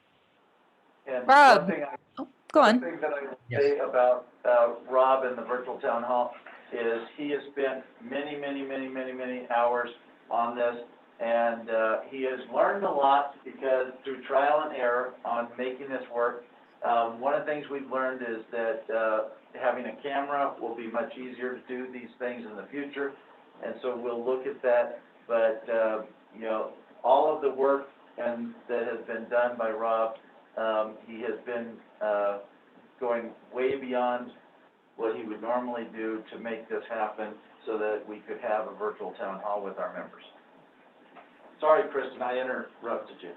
No, thank you, Mark, and thank you, Rob. My question was on some of the publicity around this. In addition to paid ads, have we considered inviting any local journalists to come take a ride in the Mountain Parks Tesla and kind of pitch them on actually writing a story and getting a little earned media out of this? Yeah, I think that's a great idea, Kristen. I think you're a little bit ahead of us. Right now, we were focusing on, how are we going to get this out to our memberships and the agreements that they might have if they check it out. But I think we absolutely need to do that and get all the publicity we can. So I think we need to discuss that at staff level, but I think it's a great idea. Super duper. And then one other question on the Electrify Everything tariff. Can we start talking to people about that now, or would you prefer we wait till the July 1 kind of official go live? Yeah, well, we have a 30-day notice requirement, and we probably will have met that by June 20th, I believe. I think toward the end of the month anyway. I think the last notice, I'd have to look again, but they published in the papers, the Grand Gazette was the last one on May 28th. So technically June 27th, 28th, if we don't get any public comments about them, then we've satisfied the 30-day notice requirement. But we generally implement new things on the first of the month. So that's just a few days later, July 1. So I don't know, Mark, maybe you want to chime in, but I think you can certainly visit with people about it. But and since the notice of the tariff has been published in the papers, I don't see any problem with people, if you want to show them the tariff before that time, since it's been published in the paper. But officially, I think things kick off July 1. Right, and we have in the article that will come out in the virtual town hall, we talked about it, but we have not necessarily provided a lot of specifics up to this point. We're advertising, that basically teasing that here comes this really great thing for you, but we haven't provided specifics. And July 1 is when people will actually be able to do it. And that seemed to work pretty well with the time of use rate. And, as Rob said, when that article came out in CCL, that generated a significant amount of interest. Yeah, and I will add to that. I think this is going to be the time of use rate reaction times 5 or 10. And Chris and I are certainly expecting the first and second week of July to be fielding a lot of these consumer inquiries. The other thing I'll mention is last month, I think Liz brought up, putting some points up on our website about how our members might pick out good contractors. And so we had that discussion. We have added some of that information primarily from, I think it's Energy Star and energy.gov, about general guidelines on the different technologies that cover the electrify everything types of financial assistance that we're providing for those 4 different projects: the solar, the heat pumps, the commercial EV chargers, and the insulation. So that's there. And we are also going to add the local and regional installers that have air source heat pump training. And we're just basically going to say they have been certified to do this and list them on our website. That page with all that information is not yet live on our website. It's created. And so the plan is for that also to be published on July 1st is a big day. Lots going to happen on July 1st.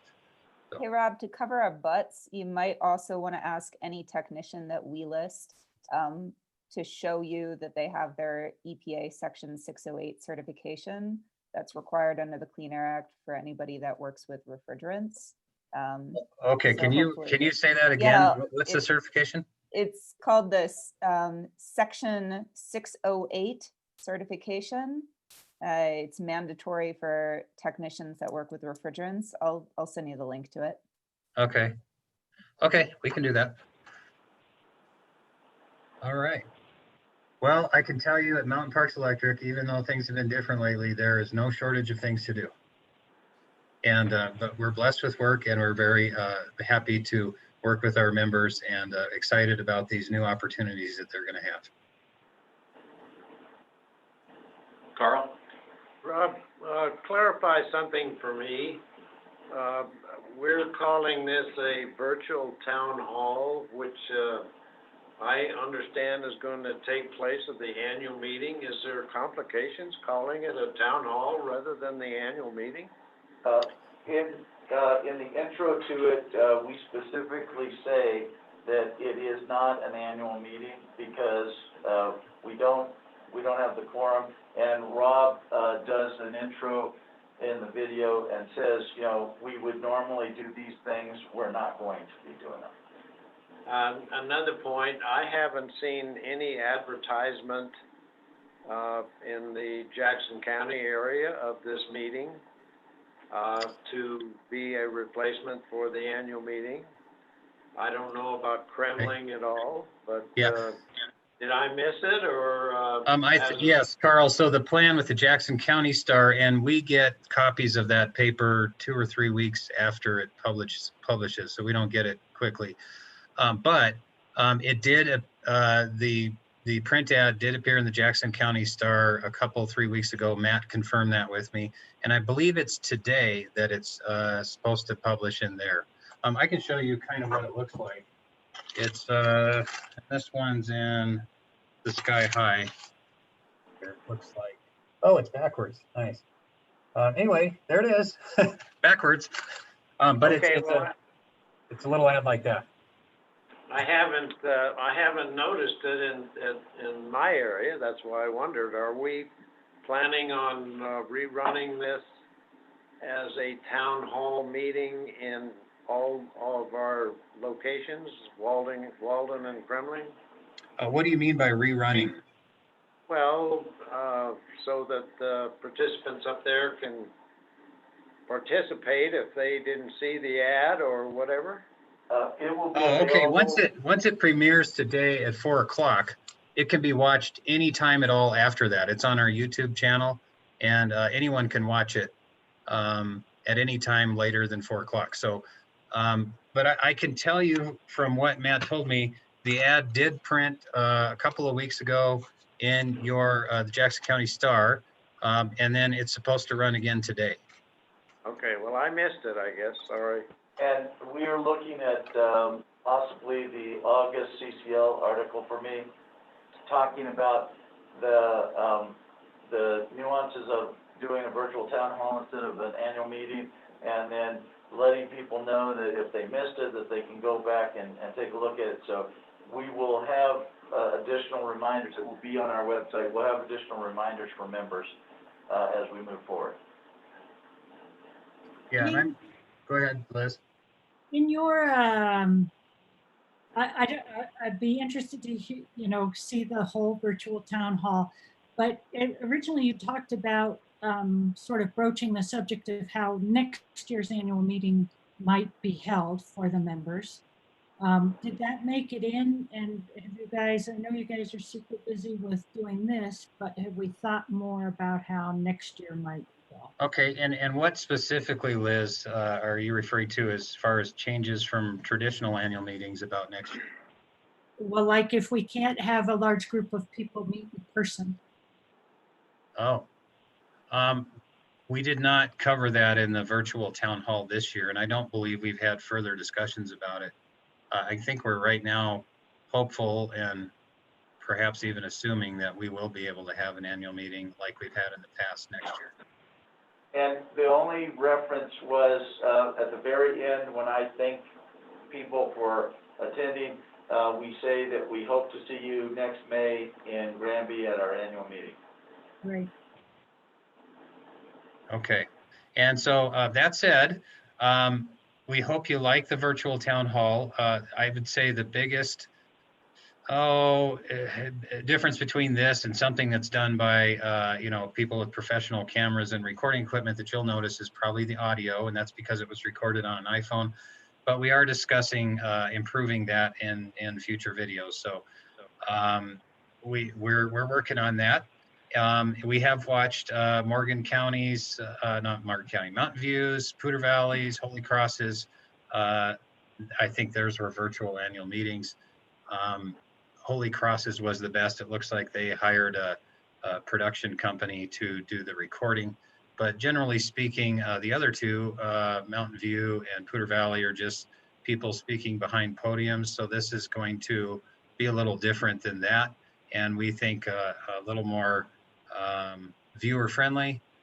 In the end, it is a business meeting. And so sometimes people aren't interested in that, and you can spice it up all you want, but it's a business meeting. But we think it's something that is worth watching for our members. And Rob won't say it, but ours is the best.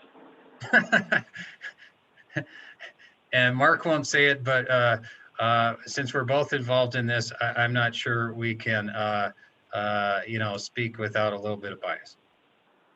Mark, going back to that advertisement that he mentioned 2 weeks ago in Jackson County, just give the updated link to connect that Rob just talked about. Yeah, no, Carl, in all the ads, I did not provide the link. I simply said it would be live streaming on YouTube, our YouTube channel. At 4 p.m. today. Yeah. So, It's probably not going to get many people. Probably not. I mean, if you look at some of the other virtual annual meetings that I've referenced, 100 to 200 people are watching it, within the first few days. So we will get the word out. I'm probably also going to do an email blast to our members that we have email addresses for. So hopefully we will increase it. We'll put it on all our social media. And so that's the plan. Is there a way to track how many people watch this? Yes, it automatically tracks it for you, Carl. So we can see how many views are. Now, each time somebody views it, it counts as a view. But if you watch it 1 minute or watch the entire 30 minutes, they all count as a single view. Okay. So that we can't tell. But, if you want an expectation, I would say, within the first week, average would be 1 to 200 views. If we do more than that, that would be great. Rob, thanks for all your hard work on that. Okay, thank you, Jeff. All right, bills for payment. Anybody got any questions? Take a look at them. I did not have any. I reviewed them. Seeing none, let's go to board open forum and associated reports. Dick, you got anything? Yes. Western United, we had a virtual meeting, which was interesting because there were about 35 people on the meeting.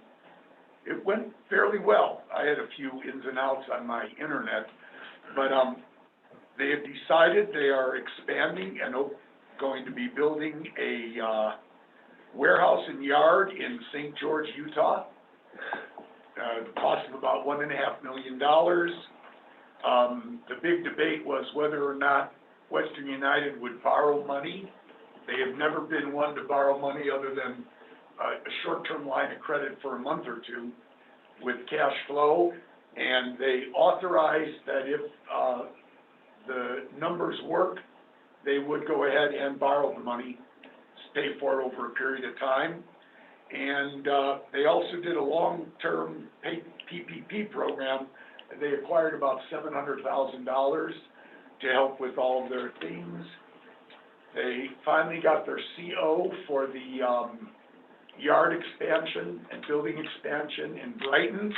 That's going ahead. And aside from that, their business is going gangbusters. And everybody's pretty happy about it. They thought with the pandemic and everything, there'd be some problems. There's enough variance in who buys their products that they're going along. They're hitting record months, and they have a nice big backlog of orders. So once they have the yard open, we'll have more things available. They'll be able to cut fiber to specific lengths.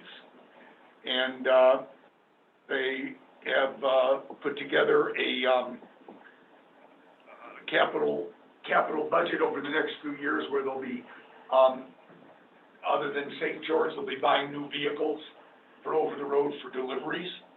Aside from that, nothing else of importance other than they're doing very well. So, that's it. Thanks, Dick. Carl? We had a call-in tri-state meeting last week. Some of the issues that came up, the annual meeting, there won't be one, so don't make reservations. The contract committee will meet one more time after COVID is over. They didn't say the topic, they just said it will meet one more time. Reduction in revenue due to COVID, and with the meeting with the CEOs and the managers, Mark can speak to this, they want lower rates. So Brad Nebergall is leading a review of how to trim costs. No move on the legislation for Tri-State on the Clean Energy Plan. Had an update on that here just recently, and there won't be any legislation. So that puts Tri-State at the mercy of the Colorado Public Department of Health. The paper mill at Escalante, McKinley Paper, they need to buy some of the assets at a reduced cost to stay in business, and that was one of the issues that New Mexico was very concerned about. They want to hold those jobs, so Tri-State is working with them on that. They had credit rating calls, and there will be no downgrades. The issue I brought up earlier is a big transformer owned by WAPA that was going into made in China, was diverted to Sandia Labs in New Mexico, and they found evidence of tampering. And it was a new transformer waiting to be installed. Carlin, like you say, so to set it up to fail or some kind of spyware or what? I can't speak, I don't know that anybody knows what they actually found yet. It just said there was evidence of tampering. Okay. Whether they could, because it's a huge transformer that could, if it blows or whatever, could knock out significant portions of the territory, but they didn't say what the tampering was or anything else. The COVID update, Tri-State is declared as a high risk. 25% of the employees are going back to work, rest from home. They cleaned the entire building and obtained equipment for quick temperature checks for people coming in and out. Financial, 6% revenue reduction in April, and offset mostly by reduced operating expenses. They were trying to plan on a strategic planning meeting 30th of June and July 1st. The topics were CEO assessment, telephone calls in the future, the contract, FERC update, governance, cost reductions, alternate plan in case the legislation doesn't go through, which it isn't now, and a shortened meeting schedule. But then here 2 or 3 days ago, they canceled that meeting also, so that's all I have unless there's some questions. Carl, what are they gonna do for the annual meeting? I mean, it's just. Not have one, I imagine, I don't know, unless they're, the governor lifts restrictions for meetings of people over 10 or 50 or whatever they have, are now. They won't have it. No plans for like a virtual? No. Yeah, okay. Don't the tri-state bylaws say they have to have an annual meeting of some sort? I don't think the bylaws state they have to, but I'm not certain about that. Maybe Levi knows, I don't know. But I don't think they do, but. I don't know for sure. If it says they have to, it might be similar to others that failure to have one doesn't create a forfeiture of anything, and the argument is impossibility due to the law prohibiting meetings of more than 10 or 50 or 100, or depending on what kind of meeting you're having. So. Well, you had said they cleaned the entire building and which just sort of brought up to me, I'm curious, and maybe Levi, you can speak to this, is sort of what's the duty to disclose that you have COVID cases at your workplace versus HIPAA information? Like, are you obligated? I mean, it sort of seems to me, well, I'm going to just stop there. Are you asking me or Levi? Levi. So Levi, the question was the obligation to notify if you, as an employer, if you've had COVID cases. Notify who? I guess the general public. Is that the question, Liz? Also, other employees. So, you know, does the workplace have an obligation to notify employees working in that workplace? I'm Jessica, jump in if you've seen anything. I don't think there's a specific obligation to notify anybody. I don't recall there being a specific requirement for that. Jessica, do you? Well, I'm not sure about that. I know that what we would do, what we've discussed doing, is that if we did have a positive COVID test, then without identifying who it is, we would let the general company know potentially. Definitely let anyone know that we know has come into contact with that person. And then just contacting public health, the county. Okay, thanks. You know, it sort of gets to what some of the legislation that CREA took positions on. You know, it gets to some of that workplace safety, employee rights versus company privacy issues. And I just think it, you know, my goal is to make sure that our employees in our community are as safe as possible. And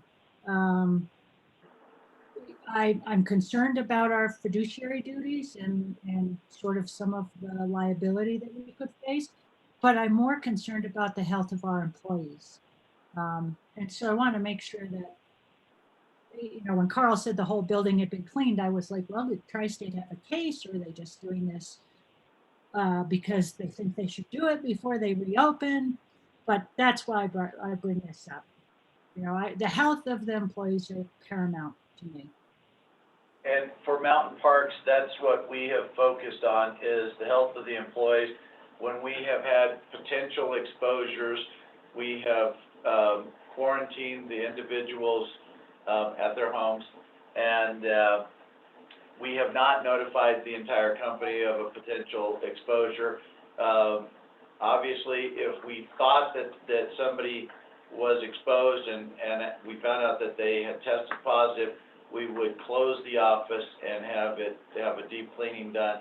We were doing that on a weekly basis, having the janitorial service do it.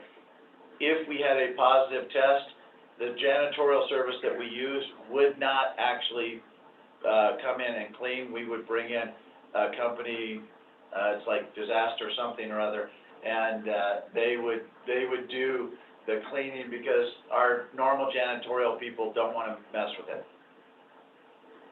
Thanks. Carl? Jessica, how does not revealing who has the COVID, how does that relate to the tracing or the tracking issue that they said that needs to occur for the reopening if you can't release the name of the person? So you can release the name of the person to the county public health department. So, and really, we would be encouraging the employee to do that as well, but we would also be contacting them to ask, you know, how they want us to handle it, any recommendations that they have. For people in the building, you know, we would be letting them know that we have a potential, or that we have a COVID case. And then based on what county public health recommends, have those people also go for testing, I think is the most likely what the public health would recommend. I see what you're saying. It's really, because we haven't had one yet, I'm not sure how county public health wants us to handle it. But I do know that we are not supposed to initially release the name of the employee that has tested positive, or whoever else was in the building, until we get that guidance from the county public health. Thank you.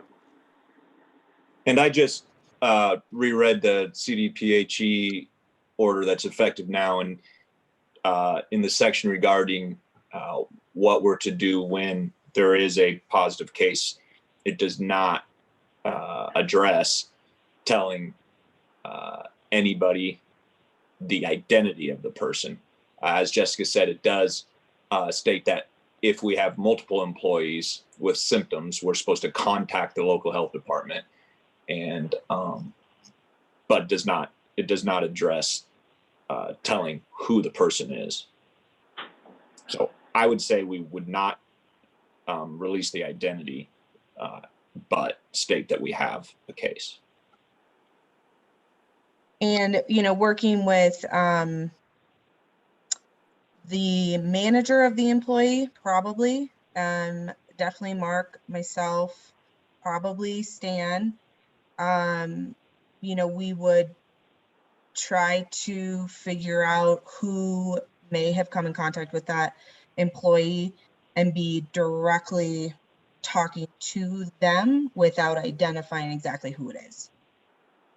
And correct me if I'm wrong, Jessica, I think Mountain Parks is small enough that practically people are going to find out, right?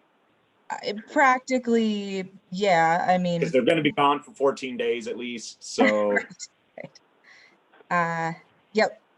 Somebody just, they're gone today, and you said, and today you said that you announced that there's a COVID case.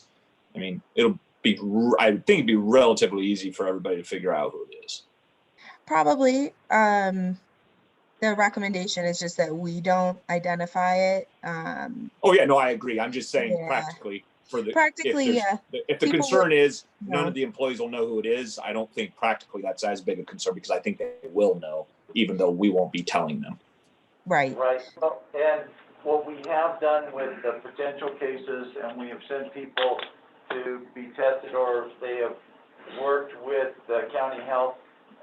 Since we have had a number of people over the last couple of months working from home,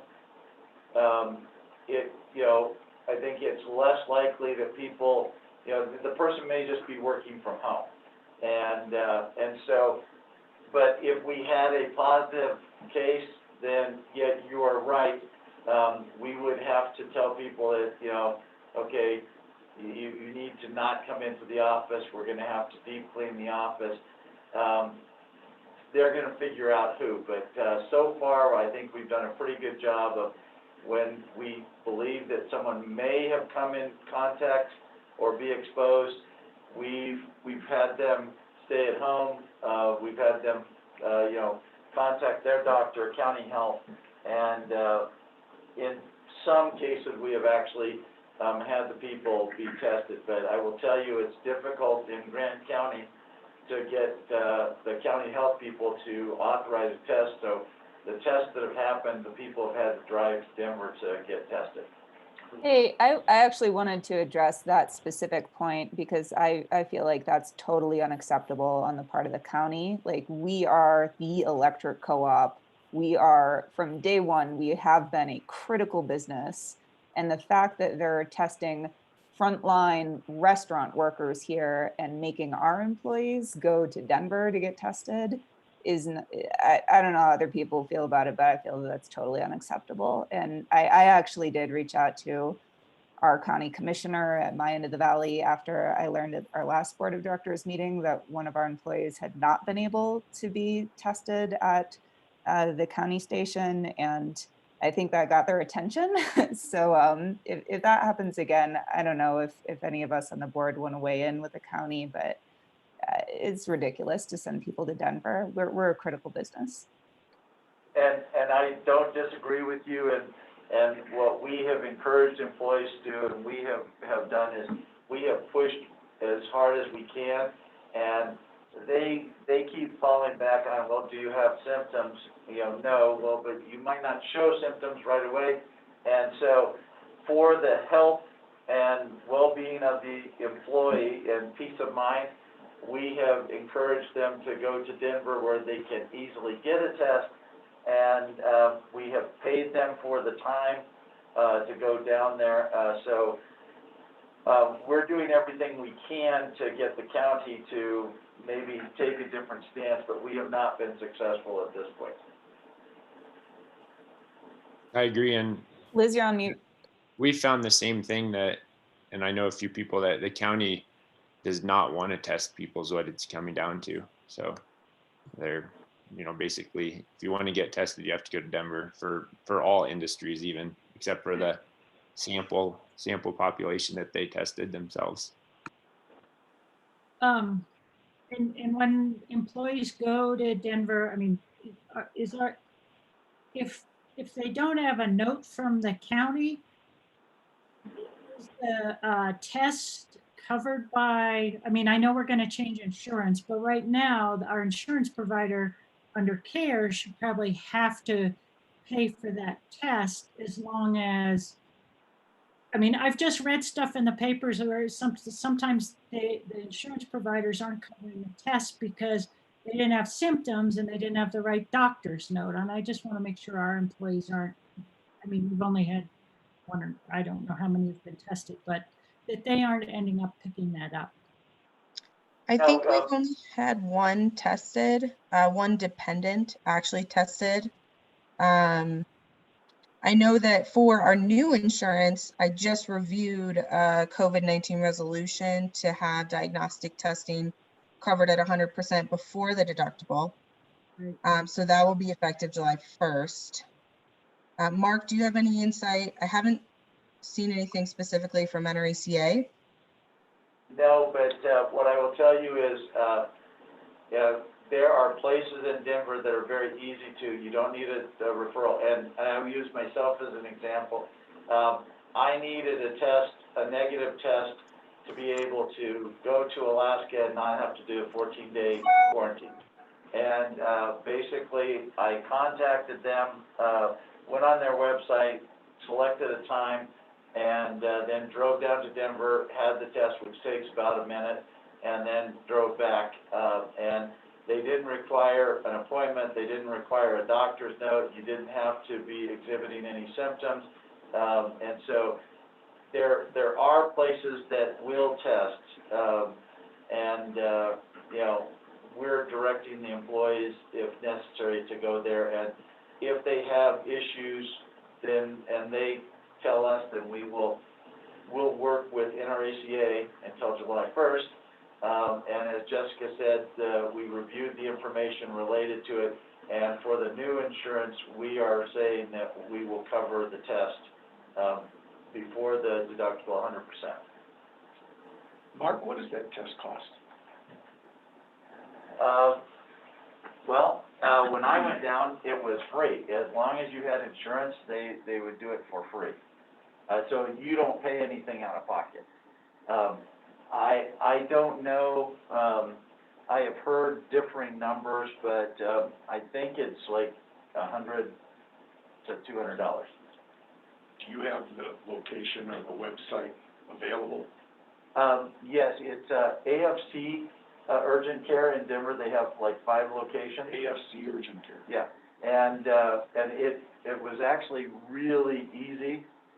You go on and they have a form, you fill it out, and then it's not necessarily an appointment, but it's time for you to show up. And I did the first one in the morning, so I drove down in the morning, was sitting in the parking lot waiting for them to come out, and they said, well, it's raining, so we'll have you come in. I did. They did the test, and then I drove back up. And they gave you the results, what, a day or so later? Hopefully gonna get them today. They said, 3 to 5 days, but it's been on the 3 or less days. I was just curious what to do if somebody, wanted to just get tested. Yeah. Okay. Thank you. Liz, did you have anything? Green Power? No, other than, what I've reported on the DC fast charger, and, because of the solar cares, getting pushed to next year, it's taken some heat off, Green Power as far as sort of rebranding and reworking the rebate structure. Do you want to, I'll wait till executive session to, there's one issue that I think the board should be aware of. Okay. Does anybody else have anything for open board forum? Yeah, I have a couple of things. One, just kind of thinking back to our strategic planning session.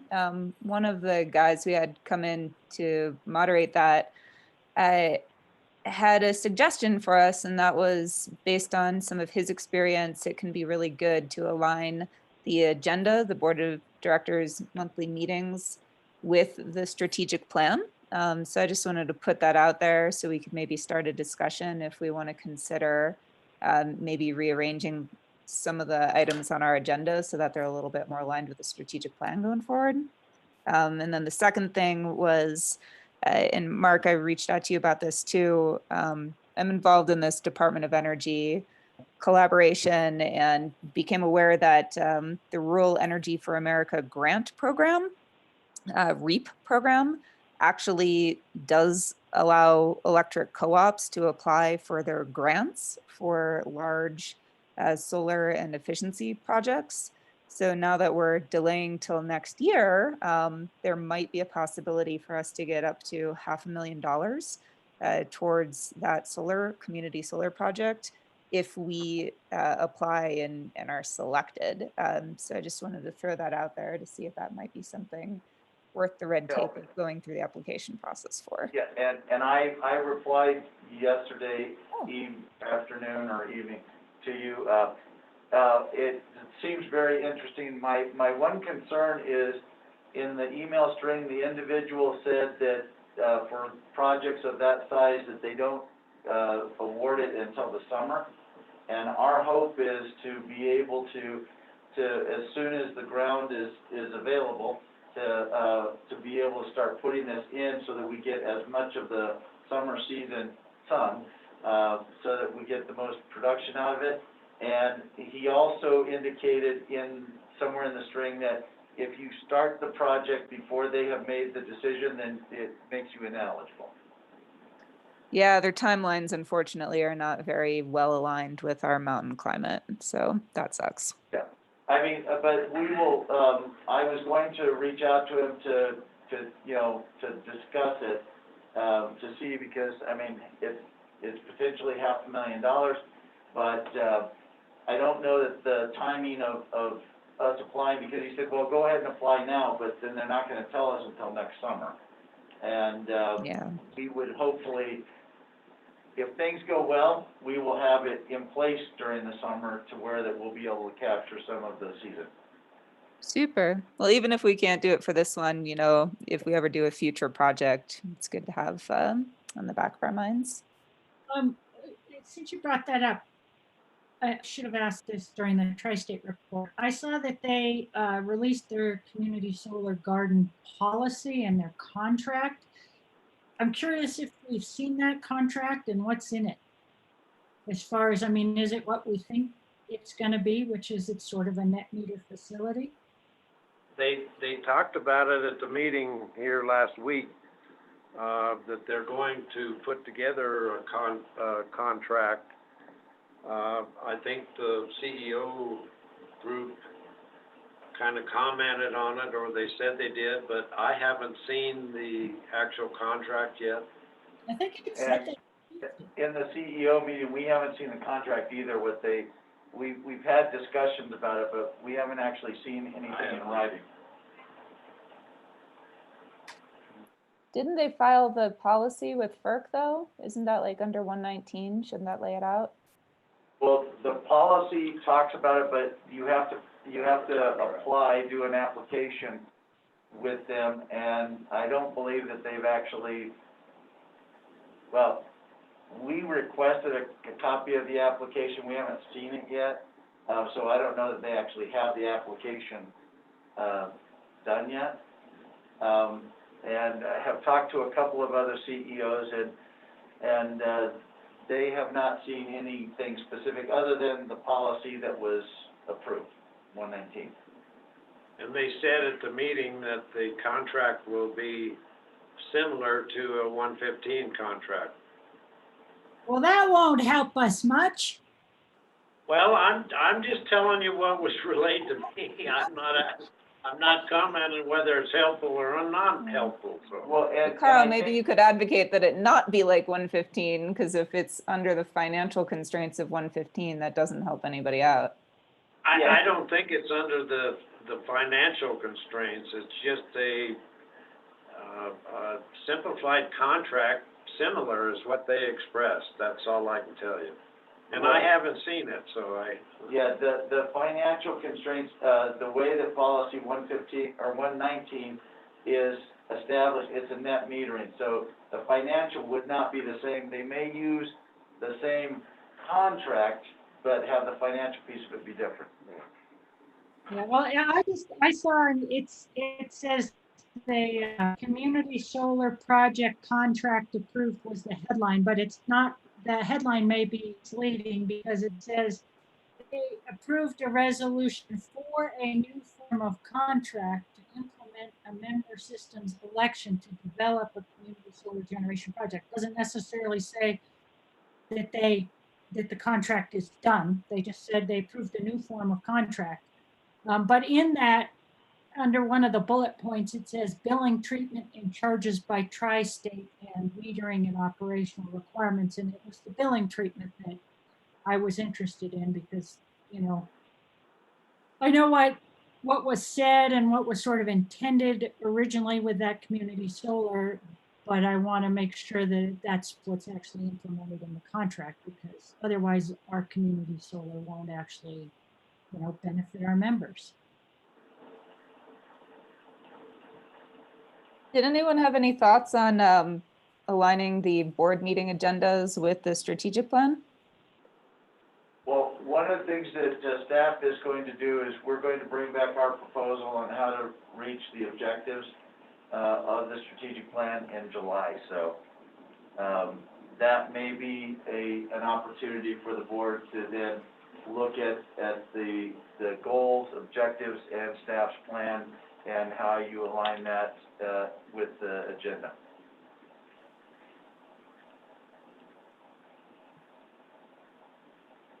Does anybody have anything else for open board forum? I just had a couple of things from CRA that maybe didn't make it in the written report. We had a committee call this week, legislative committee call. And I think if everybody's been watching the news, they have seen that Colorado is anticipating a $3 billion shortfall in revenue as a result. You see House Bill 1420 that was introduced, and it repeals sales and use tax exemption for electricity consumed for manufacturing and industrial uses. And it would require mountain parks to collect that sales tax and turn it over to the Division of Revenue for the state. Also included in that is that fuel used to generate electricity, coal, natural gas will also be subject to sales tax. the legislative committee, is recommending that, CRA oppose this. Tri-State's opposed to it. So I guess we'll see where it goes. It might be, if it does happen, sounds like it'd be gonna be a lot of extra work for Mountain Parks, I would think, to collect that sales tax. I think it will depend on how they define commercial and industrial. Exactly. I don't know if I reported to, seems like the meetings are kind of running together, but, the Energy Summit, has been canceled in person, but they are planning on doing a series of like webinars to try to fill in, for that gap, so, that's about it from CRA. Hey, do you know if they're going to do any online trainings for those of us that are still trying to pursue our CCD? Yeah, that came up, Kristen, and I can't remember where that landed, but I'll find out. I know there was talk about it, yeah. Thanks. And I think it might, well, there's our next scheduled in-person board meeting at CRA is supposed to be in October, so that's a ways out. And they're talking about really shortening the annual meeting as well, which I think is in February. But there was discussion about those classes, so I'll look into that and let you know where that lands. Thank you. Yep. I did see an email that NRCA, I think, is offering a few of them, but we obviously have to pay for those more. Yeah, exactly. Anything else? Okay. Is there any old business? I had one question. Mark, those thermometers, Yes, have they arrived? they have, they're in my office. Are there any for sale extra ones? Yes, and you only have to pay double. It's okay, just let me know how much it is. They're $20.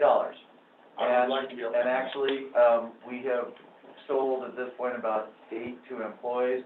I know Liz has spoken for some. We have a couple that, well, one in Kremling and one in Weldon that we have to get up there. So we're probably at, say, 12, and I bought an additional 40 to make sure that they were available to people that would want to. And there are instructions how to set this up so it can be followed on the internet with their. Yes, basically you just download the app. Okay, thank you. So before you leave, if you want, I'll get you one. I will do that. Any new business?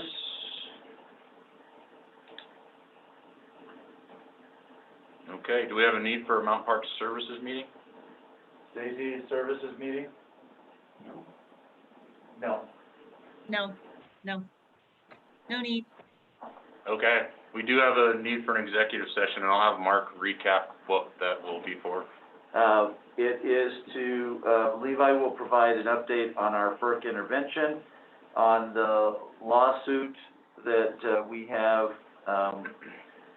We'll talk about more about the fiber potential partnership, and then a request that we received related to the Winter Park property. Can somebody take us there for that reason? And I have, Real quick, I have one issue that I don't want to reveal the member's name. Okay. Could we just say member payment issues? Yeah, there's something there I'd like to discuss too. and on the litigation, the motion can just say legal advice regarding ongoing litigation and regulatory matter. So moved. Got a motion by Dick and a second by Carl. Any further discussion? You have further discussion, Liz, or is that just Yes, a? she was voting. Okay. All those in favor? Aye. Anybody opposed? Joe, are you gonna get us to where we need to be? Yeah, Joe, you just tell us when you have disconnected us.